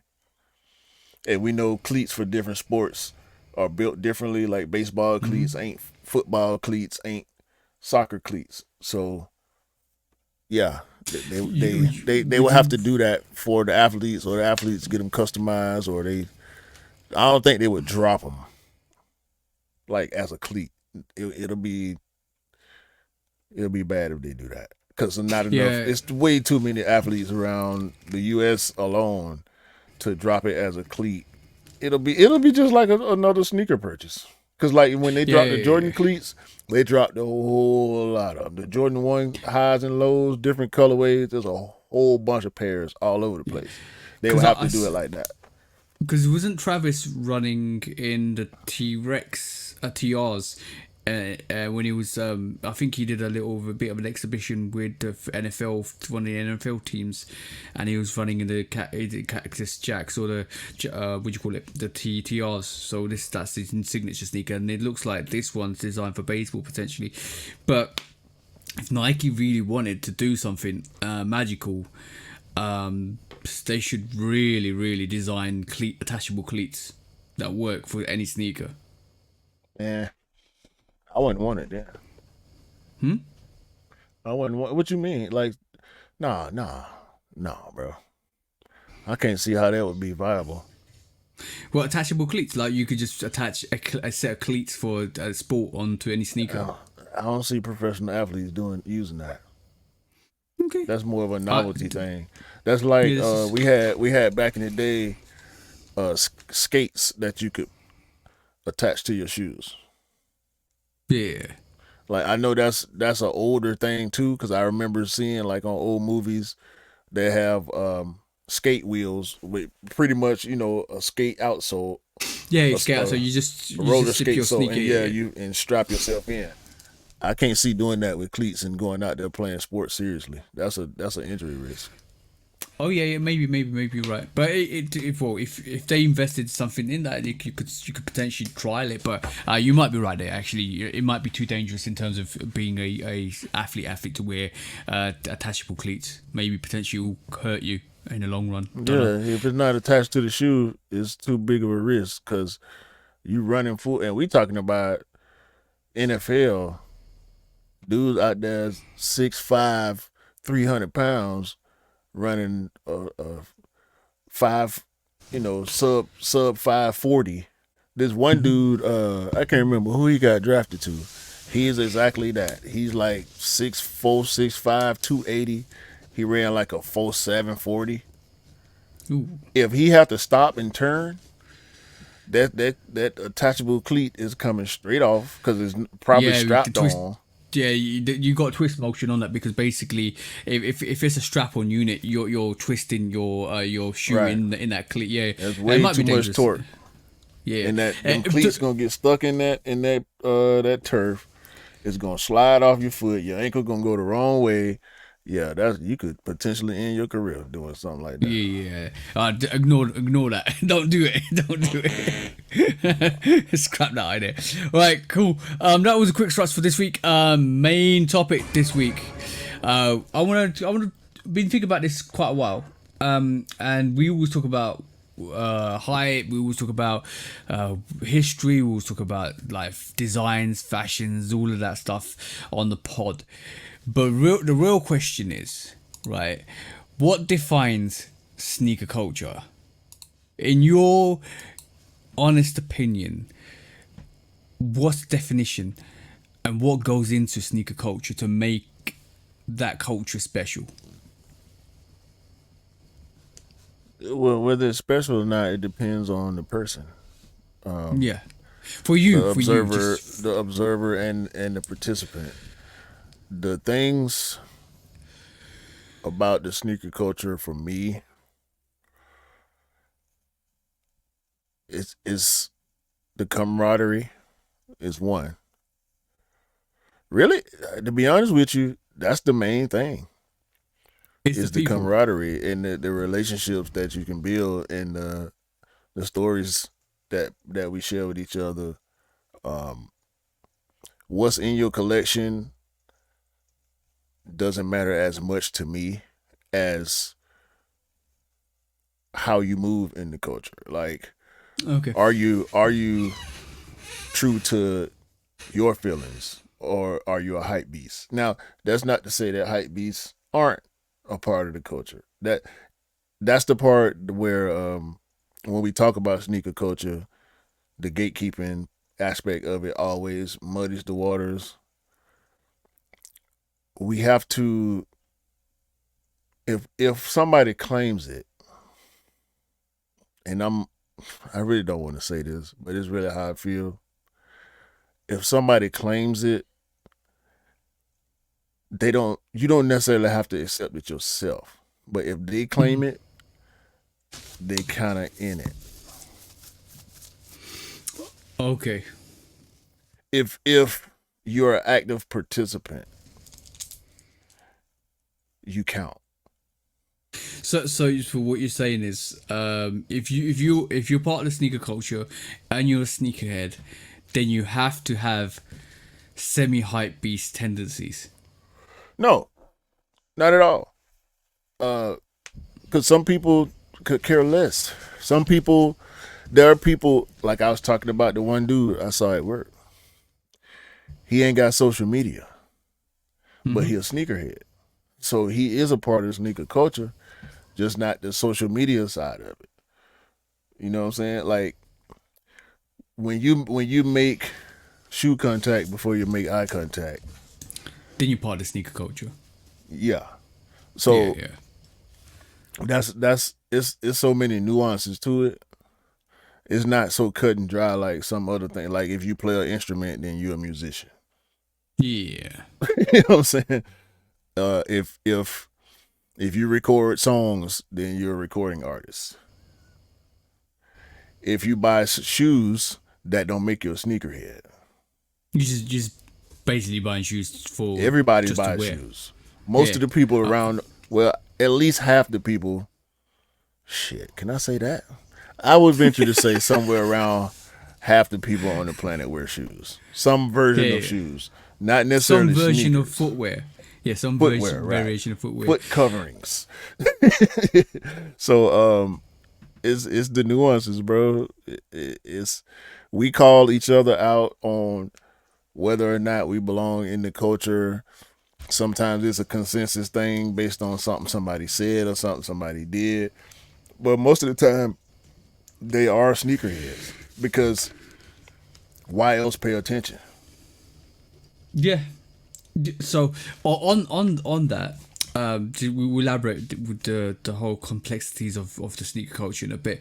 But on that, has there ever been an occasion where you have looked at somebody's footwear and it's taken you aback? Like they're supposed to be a sneakerhead, but you're like, why are you wearing that?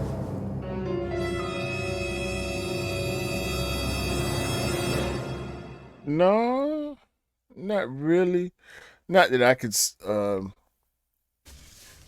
No, because that's a judgment on collection. Okay. And don't get me wrong. Yes, I do judge collections. We So all you do. judge a person by the sneaker they wear. Kind of, sorta. I do think you can draw subtle cues about a person from their choice of footwear on a regular basis. Like if you've seen a Okay. person all the time, like you can tell if they're A Nike colorful filler, person yeah. or Yeah, yeah, yeah. outspoken person, or they want a lot of attention, so they wear a lot of flashy. Like some people's whole collection is flat. Like they don't want to buy it if it ain't yellow or green or bright Oh, blue, yeah. or you know what I'm saying. They don't want no black. There's some people out here that swear against black shoes. I seen a comment Yeah. the other day said all black shoes are only for restaurant workers and security guards. Like No, no, no, that's how no, some no, people no, feel. no. So some people, when I'm walking around in my SB Darwins, and I feel like I'm fresh as hell because I love the shoe. Another sneakerhead might see me and feel like I'm not a sneakerhead because I got on an all black shoe. I know. By the way, shout out to Jenny. She came to the pod and she was like, "I don't like black sneakers. My clothes are normally all black, so I want some nice, colorful sneakers." And I can understand that. I think, so, like you always say, drip is subjective to the person. Yeah. So like having, I can kind of see that. I've seen, like, bro, if you're rocking, like the other day, and I said this happened again, bro. The other day I was walking down to the shops and some guy was wearing Yeezys and socks. They were clean this time, which is good. They was wearing Yeezys and socks. I was like, yeah, okay, cool. I'm moving on. I shouldn't judge a person by their sneakers, but you end up judging a person by their sneakers because you're like, you could have come out even to the shops and worn fire. You see what I'm saying? It was like, but you chose violence on your feet today. So come on. Yo, chose violence. Nah, I'm about to go make a store run when we finish the pod. I'm wearing my PSG sixes today. That's the thing is, I think with a sneakerhead, and especially if you value, now you know what? I'm gonna be honest, like, being a sneakerhead and being in the social climate and doing stuff like we do, it's important that you're fresh all the time. Because if you're not fresh all the time, people be like, oh, you talk a good game, but you don't walk a good game. See what I'm saying? It's like, come on. So I think for having that standard, like if you're posting pictures all the time on Instagram and you're like, I'll post a picture of this and post a picture of that, and everybody sees all of that heat on your timeline, and you pop out with a pair of banged out Crocs with holy socks, then yeah, people be judging you, bro. You can't be doing that. You can't be doing that. You got your reputation on the line there, bro. We known for being sneaker guys, so we got. Yeah. For me, I gotta have on some nice sneakers every time, even if it's just there's a lot of judgment. There is a lot of judgment. Like, I think with sneakerheads, we can be sneakerheads are snobs. I'm gonna say that honestly, sneakerheads. Footwear. I think now you're talking about what comes with being a sneakerhead. Yeah, footwear snobbery. Does come with being a sneakerhead. 100%. Now that's not to say that you gonna disregard a person because of their choice of footwear. No, but you're judging the footwear. Period. Yeah. So like for instance, right? If you I know this about you, bro. If you went to the shops and constantly met this one person who's always got Jordans on, who is 4s, 6s, 7s, 8s, and the more you talk to the person, you're more receptive to have that conversation with the person. Yeah, bro, love you. You see what I'm saying? But if that same person was wearing Yeezy 350s, 380s, 700s, you're like, okay, I must stay myself over here. You just stay. And even though you might get talking, the relatability with somebody that actually wears the same stuff as you're more open to that conversation than you are with somebody that isn't wearing the same stuff. Do you ever get that? A bit. The only person who I was around who wore Yeezys regularly, I want to say is Retro Rick, and he didn't wear them a whole lot. Like I never really been around big Yeezy fans like that. I have had the Yeezy versus Jordan conversation with people outside, but for the most part, I don't want to have that conversation. Yeah, out of respect, I think you do that out of respect. Yeah, because I don't want to bash somebody. You know what I'm saying? Like, I don't like the shoes that you like. So how far is this conversation gonna go? And is it gonna get disrespectful? Because if it get disrespectful, then it ain't about the shoes no more. Now it's about, you know what I'm saying? Yeah.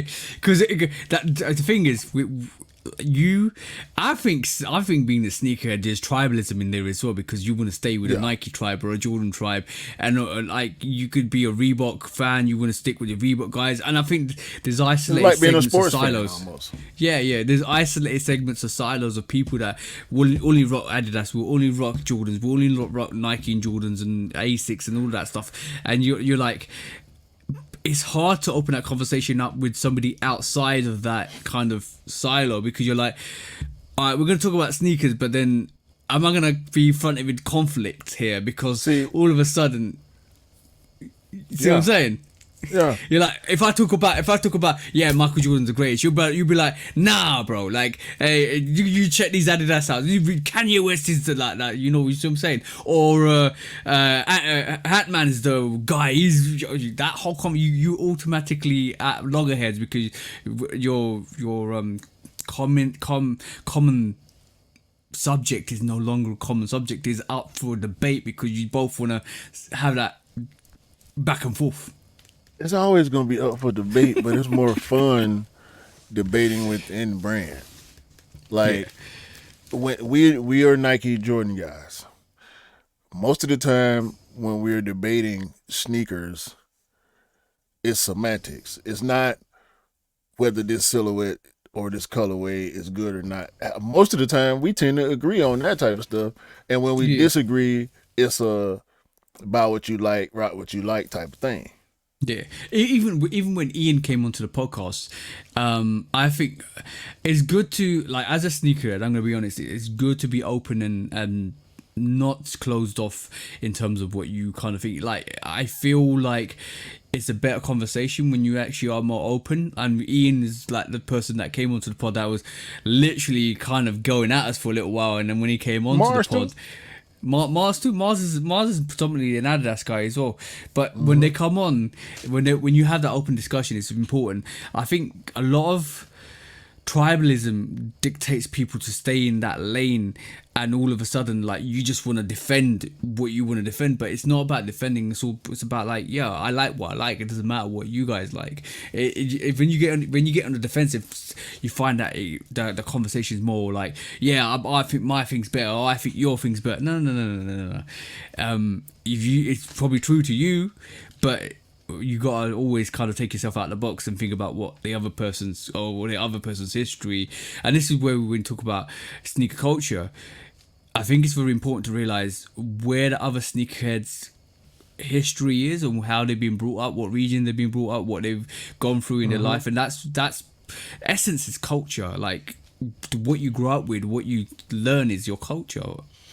Right, and that's where the individual aspect of the sneaker culture boils down to community, like your personal community, not the community at large, because the community at large are in the comments, and you can go engage with them at any point. But your immediate community is what matters the most, in my opinion. I don't think all sneakerheads have an immediate community, like people that they actually talk to on the phone or in real life, or somebody that they they develop a relationship with online, like we did. I got people locally, but most of my community is online. Yeah. And the random people that you bump into, they compliment you or you compliment them, and sometimes it does sometimes it does result in a positive conversation. Well, most of the time that's in a stationary setting. Like, if you just walking down the street, I ain't gonna say never, but it's not often where I'm walking and I have a conversation started. It's most of the time if I'm standing in line, whether I'm in a checkout line or a sneaker line to get a potential cop, in the mall, shopping, and you moving around, at the gas pump, grocery store, closed settings where you can have that moment of intimacy, if you will. and elaborate on some thoughts you might have or a situation that you might. Oh man, I tried to get them, but when I went, this happened and da da da, and you get And those the little conversations are the interactions like best. that. Yeah, Yeah, those conversations are the best because what you end up like. I think sneaker culture brings a lot of people together, which is great. And it's less diversive, and not less divisive. I mean, rather than bringing people together. I think when you go out to events and when you see people, I've met a lot of amazing people from just picking up sneakers, and it's been great to get to know people and talk to people. Some people like SB, some people like Reeboks, Adidas, all that stuff. I don't mind. Conversation's always great because you can kind of say, oh, I see you got those, and that's the icebreaker when you go out and you're minding your own business and you see somebody have a pair of sneakers, it could be any brand, and you like, I know those are dope, and you have that conversation. And shout out to Dell, he does that the best, because when he sees somebody has that icebreaker is, oh damn, I love those, and then all of a sudden you're talking with them for half an hour.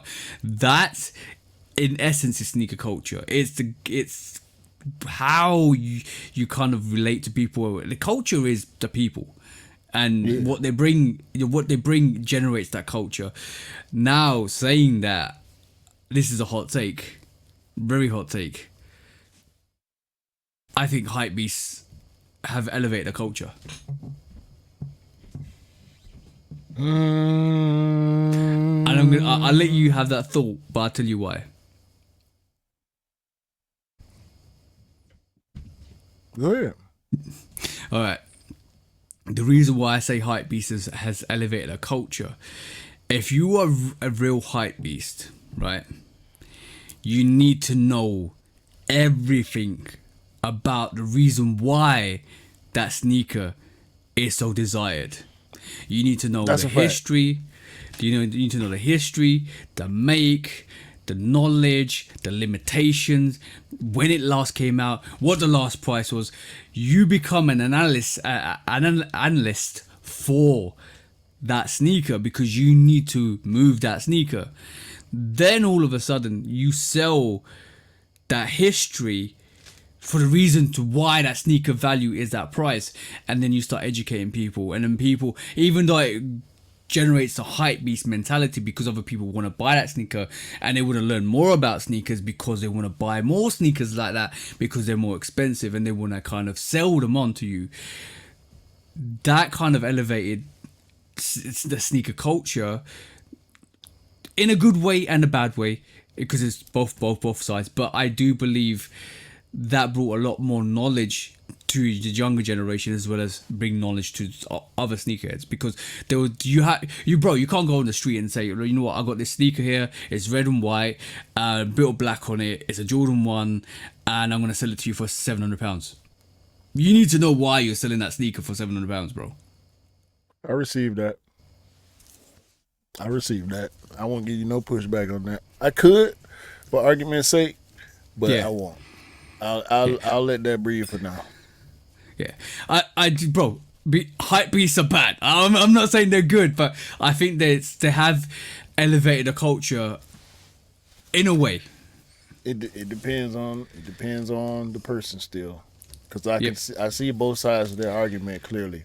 I see exactly what you're saying, and I agree 100%. But there's the other side to that coin. And that's the part that I'd rather not even get into, because before now, I found no reason to credit hype beasts. Culture. But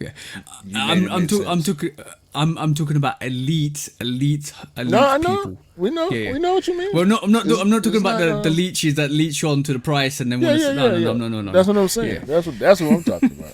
Yeah, I know. I knew where you were coming. Even before you said it, I knew what you were thinking. Because there's always gonna be leeches. There's always gonna be people that want to latch onto that. You got to make the separation between the types. Again, there are some people who are on my side, the I only buy Nike and Jordan side, who I do not want to have a conversation with. Bro, what do we always say? There's levels to this. Levels to this. Yeah. So we're talking about top tier levels, and anything below that, you can like then start to break it down into subcategories of that actual eliteness. See what I'm saying? Yeah, and I ain't putting myself at the top neither. Don't make that mistake. I'm not putting myself at the top because I know how far I go and how far I'm Yeah. willing to go, and I also know people that go to they go to space when it's time to get that shoe. I ain't Yo, going to bro, space to get we've had two people on the podcast that are like that. So shout out to the bros. You already know who you are. Yeah, Even facts. more. I would say even more. I'm Yeah, limited to two. at least because- I would say at least two. at least three. Yeah. Yeah. At least three. But you know what? Sneaker culture is a very four. Four. Oh, okay, cool. So sneaker I'll culture call is them out. very gone. Polar, Hey, Ink and Money, hey. Mr. Miller, Yep. and Big Fresh. Okay. Oh yeah. I forgot about Big Fresh. Yeah. You spend that money, boy. Yeah, but by the way, it's awesome because you know what? Like I always say, as people within the sneaker culture, as people that actually do content and actually do have conversations with real people that actually buy stuff, we love to see this. Like I'm not capping. We love to see awesomeness because it makes us believe that we can achieve the same awesomeness and keep striving towards that as well. Not saying that we're gonna be that in the future, but what I'm trying to say is it's always good to see beautiful sneakers with beautiful people that want to talk at and have that conversation. That's entirely.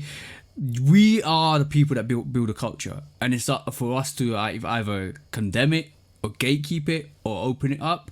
And be more diverse with it. It's up to us. Some people want to go down a gatekeeping route because they don't want other people to actually dilute the culture that they're in, or they want to actually open it up to other people to invite them in. It's all up to you guys. It's up to you guys to narrate that, and it's important that while we're in this transitional period with whatever is happening with the brands, it's up to us for us to keep that culture going, and for us to actually demand better from the companies. Because let's be honest, there's people that will always buy sneakers. We always need sneakers, but the people that actually influence the culture is people like us, because we should be the ones that are there to say, even the people that are way more bigger than us should be able to say, enough's enough. We can't see like prices increase, and we can't do this and we can't do that. It's important. It's very important to actually have those conversations. I saw a lot less Nikes and Jordans at the concert last night. Seen a lot of New Balance. Seen a lot of Asics. Saw a bunch of Sambas. I did see some Jordan 1s. I didn't see no 3s. I didn't see no. I had on the Sashiko foes. I did see a couple pairs of foes. I saw the obsidian green foes right next to me, actually. I saw some tier 2 Nike stuff, but not really no hype. I saw the one dude had on a pair of taxis. I peeped, but I didn't do too much moving around. I was really just watching from my seat and on the way in and out. But it's a lot less swoosh and Jumpman out here than it was a couple years ago. So it's definitely changing, and we talk about it every week, how the brand's struggling to keep up and what's going to happen with stock numbers and releases and all this stuff. So y'all have to realize where we are right now. Let's not look back and feel like we missed something. We are definitely in a downswing, a big downswing in the sneaker culture. So, and you can tell by the prices as well. Some of the sneakers that were thousands of pounds, or they're no longer that price anymore. It's massively crashed. is now 200. Yeah. So 100%. I'll say this to close it out before we do our favorite part. Some of us will sit out in the rain and shoot free throws all night, and some of us only practice when the team practice. So you got to live with the results. Yeah, 100%. I like that. I actually like that. That's good. That's a very good thought, to be honest. Yeah. But yeah, sneaker culture, guys. You are the sneaker culture, so make it awesome. That's it, pretty much. Yeah, please. By the way, randomly came across this the other day. You know Jordan 4 prices are going up, yeah? Mm-hmm. You saw that, yeah? Yeah. That's crazy. Yeah. Shout out to everybody in Montgomery, Alabama, man. It's the anniversary of the Montgomery Brawl. I Shout out to love y'all, that. man. I love that. Hopefully y'all got cleared of y'all charges and y'all got y'all situations out the way. Those of us that we was rooting for. Shout out to Aquaman too. Aquaman's the GOAT. Yeah, bro. Funny enough, me and the missus pulled that clip up a month ago to watch it again. Because it's coming to the anniversary. Was I think last weekend or something like that. Yeah, they need to give they need to give out what do you call it, gold steel cheers for anti-racism. Why not? That's awesome. Oh man, you stupid.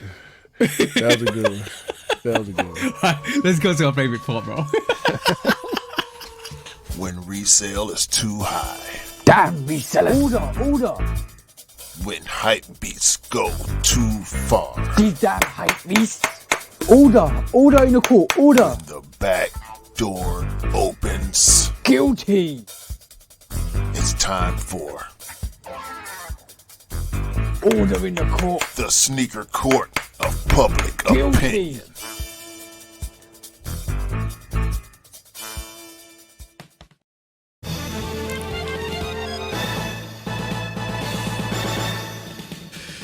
Guilty. Welcome back to the Sneaker Court Public Opinion with me, Judge Public Opinion and Executioner. And today, bro, what a couple of weeks for Marcus Jordan. First of all, he's given the lowest collaboration on the charts, finishing last. Of all the collaborators that have done any collaborations with the brands, which he came out and said something about, he wasn't happy. Then this week, allegedly, no, not allegedly, there's photos. There's a photo of Marcus Jordan sniffing some white powder. Now, is he crashing out, bro? I don't know. Like, is he crashing out because of the ratings? Like, what's going on with him, bro? He ain't crashing because of the ratings. He crashing because Larsa left his ass. Can I say that again? Larsa left his ass. Oh, okay. Okay, I got you. I didn't know that. But you got an image to withhold within your community. Okay. Check this out. Go on. I'm gonna give you 3 names, all of which have been in relationships with Larsa. There's Scotty, obviously. Yeah. There's Future. And there's Marcus Jordan. 2 of them names have things in common. The first and the third. And they both crashed out when she left.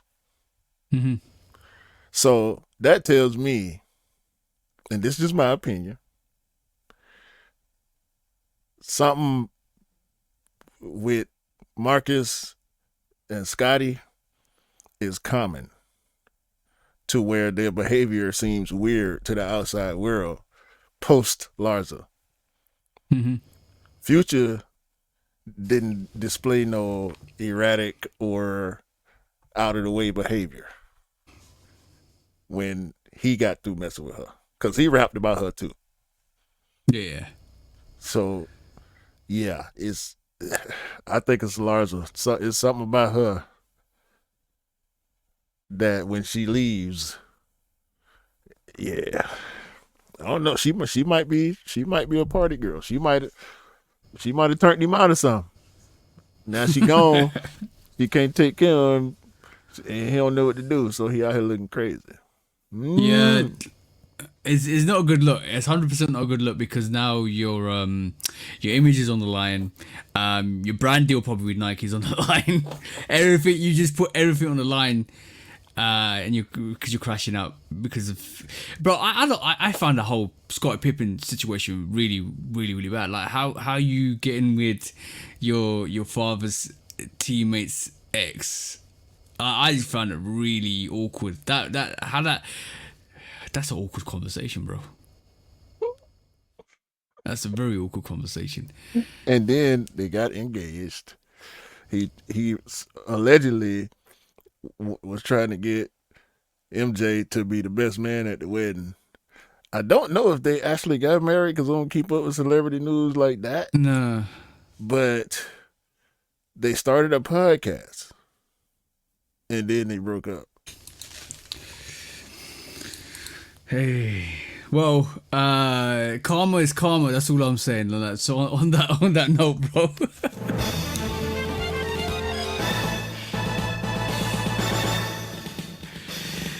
Guilty in what Rick Dub said last week. Kind of even more emphasized this week. Sometimes there's a moment and your legacy's broken and you can't come back from it. And this is the situation where every time now you were known for a situation with the Jordan 1 trophy rooms, now you're known for other situations which, yeah. I'm just reading this. Go on, bro, read it. Who is Marcus Jordan's new girlfriend? Ashley Stevenson, who looks just like his ex, Larsa Pippen. They say he been holidaying with this chick in France. We have photo evidence, ladies and gentlemen. Oh man, There you go.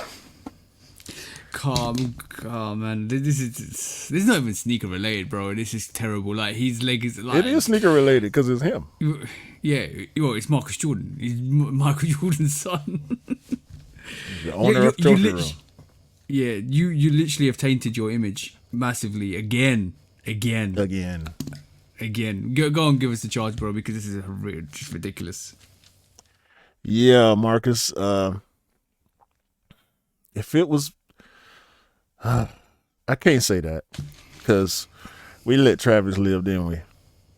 Yeah. No trophy rooms in 2025. Yeah. You go sit in timeout for a year. We'll start working on the next trophy rooms next September. Yeah, September 2025, we could sit down and talk and see what kind of year you done had. Because this year, it's not looking good, buddy. And we were supposed to get another trophy room, weren't we, as well, next year? Yeah. That's one less sneaker to buy next year. When resale is too high. Damn resellers. Order. When hype beats go too far. These damn hype beasts. Order in the court. Order. The back door opens. Guilty. It's time for Order in the court. the sneaker court of public Guilty. opinion.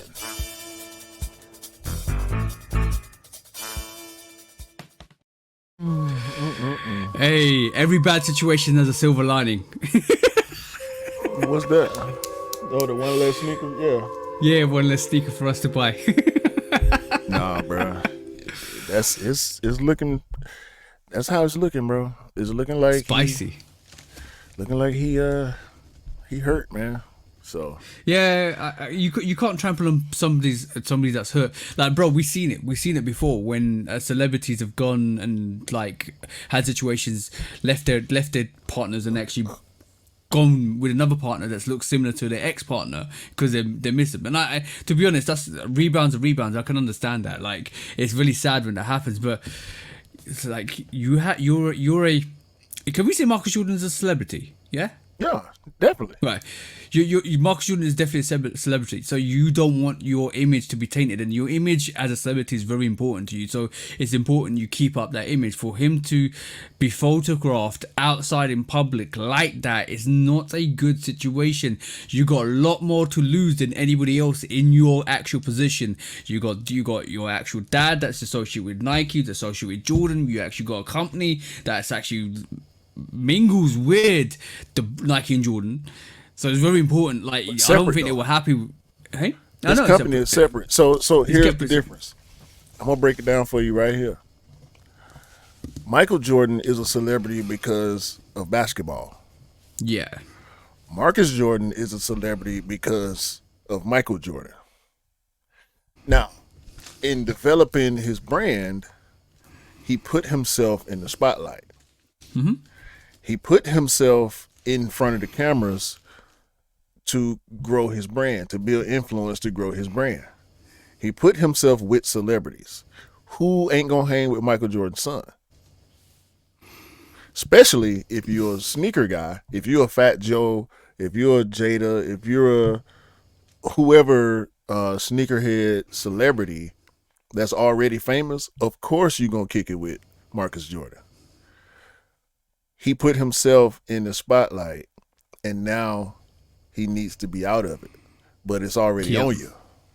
It's on you, bro. You can't turn it off when you want to turn it off. You got it on. You have to work to get it turned on. You have to also work to get it turned off, because they own you now. And I believe he could live in either Miami or LA, I think. Mm-hmm. But when you go international, you go into France, they gonna see you, bro. They gonna follow you. People are on you. You know what I'm saying? People know you. If people know you around the world, that's because your plan worked. Your plan to build influence to further your company worked. Yeah. So exactly. you got to be careful. And he don't move like Pops. People been accusing Michael Jordan of being an alcoholic, a serial habitual gambler. People accuse him of being on weed, cocaine. You never see it though. Yeah. So it's all speculation. You see him with his eyes red, but you've never seen him doing anything. So you got to move like Pops, bro. But Pops don't put himself with celebrities in front of cameras often. He comes out when it's time for business. And Marcus did it for business. But the way he did it, being in the clubs, being at the parties, not being at the events like Michael Jordan, not being at NASCAR, not being at the Charlotte Hornets games, not being at the baseball game, he did it out on the party scene because he wanted to build influence with the cool people and the young people. So it's kind of backfiring for him now that he having this downspill. Same thing with the trophy room situation. That is arguably his biggest moment. Yep. So then the negativity on top of negativity, reality, after the cleanup, the first negative thing we see is really, really bad. The problem is like the trophy room one elevated him to that point where he was notorious. Like before the release before that was a trophy room 5, which is absolutely infamous. That's the one. The release before that I think was a trophy room 5, which is absolutely dope. And then we had the frozen moments, Jordan 1, and it just soured. Made him infamous. But see, this post that I just showed is from Style magazine. They're not talking about sneakers. They're talking about who you date. So you're a celebrity now. You are. You there now. You put yourself. You. They talk about you. you. To where you. They talk about you when you ain't got no shoe coming. Yeah, exactly. Because you're Marcus. I mean, you're Michael Jordan's son. No. Now you're Marcus. You're Marcus, exactly. You're Marcus now. You're Marcus Jordan of Trophy Room / Michael Jordan's son. The thing is, right this moment in time, Marcus is literally peeping outside the shadows of Michael Jordan. That's what we're seeing. No, he out. Now people, I would say we don't regard Michael Jordan. Oh, this is Michael Jordan's. You're right. We said Marcus Jordan. We know it's Marcus Jordan. Yeah, and then his secondary notion is Michael Jordan's son. Yeah, I agree with you. But yeah, I want to quickly do this. Hold on. Sneaker church today. Marcus Jordan, you need to gift the children of the streets that can't afford sneakers all the trophy room ones and trophy room 5s and trophy room 7s, whatever the sneakers that they need. You need to gift them and repent for your bad deeds that you've done, and that's the way you're going to be blessed to continue your journey in the sneaker realm. That's sneaker checks today. Sneakman. On that note, All right. On that y'all note, hit all the good buttons, man, for your boy. It's his birthday. Y'all make sure y'all hit the buttons for the man on his birthday, okay? yeah, It's an order. That's an order. it's an order. have we got no discounts today? Oh, yeah. Okay, I got a couple. Let's just do. Jordan Tatum 3 Okay. supposed to be coming out. I saw guess that. Sometime during this upcoming season starting in October. So look for those. They look okay. I like them. I actually like them. The blue and white pair that he been wearing in the Olympics while he was practicing, because he showed up and played. LeBron 22 is coming. LeBron them wore 3 different USA colorways: a white and blue, a white and red, and a blue and white. Yeah. So if y'all like LeBron sneakers, the LeBron 22s are coming down the pipe. Hey. More from Nike basketball. The Freak 6. Giannis's 6 signature sneaker is on the way. I like it. I haven't liked any of his sneakers aesthetically really since the first one, but I like this one.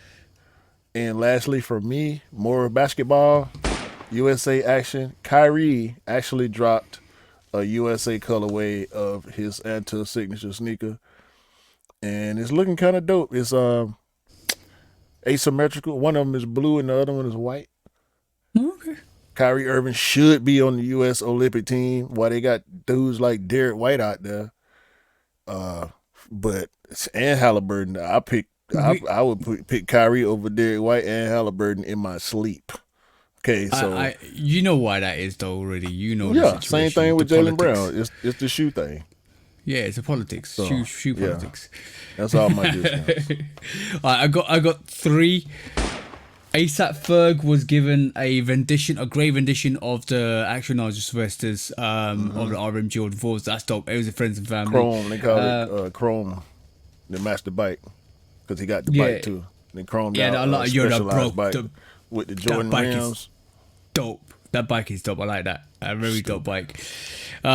Also, this week, Lil Uzi was given a crazy Nike Air Force One package, a 1 of 25 Victor Air Force Ones, which has got a dog on the heel, which is absolutely dope. Go and check that out, guys, if you haven't seen it already. That is a nice Air Force One, right? And lastly, there we saw a Japanese breakdancer, Ayumi Fushimi, basically wearing J-Tips Saucony Grids Shadow 2 What's the Occasions on his breakdancing in the Olympics. That was dope to see as well. So that was my quick strikes, discounts for this week. Cool, man. Okay, Nice. you don't have to send me that Uzi story. Oh yeah, I'll send it again. Yeah, I'll send it to you. Yeah, because I ain't seen that. They custom anyway. It would be okay. Yeah. Yeah, man. Go and call it. Episode Call it, 128. It's TJ's birthday once again, y'all. I seen all the people who been telling you happy birthday so far. So Yeah. by the time y'all see this, hopefully y'all would have been said it, or we don't care, because I don't accept late happy birthdays. So if y'all try to give my boy a late happy birthday, he might accept it, but just know it's being accepted 50% from the pod. Okay? Shout out to y'all anyway, though. If you don't know, you don't know, because he don't put it out there. Just like I don't really put mine out there. Nah, But no, it is no, what it nah. is. I don't like to make it a special occasion. It is It's though. another. It is though. But like for me, it's just it's another nice day. I wanna be relaxed. I wanna just take it cushy, no drama, no nothing. I just wanna enjoy it my way. And to be honest, I just look when it's my birthday, just refresh, start again, and go in harder the next year. That's all it's all about. And keep being awesome. That's the most important thing. To keep doing your thing and being awesome. Whatever, man. It's a holiday, okay? It's a special day. Celebrate. All right? And y'all, make sure y'all send all the goodwill wishes out there.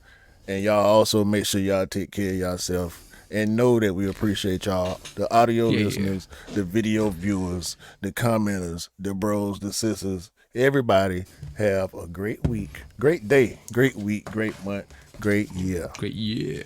And continue to buy what you like and rock what you like. And don't believe the hype, because the hype ain't real, okay? And remember, sneakers don't make you cool. You make the sneakers cool. Hell you talking about? Exactly.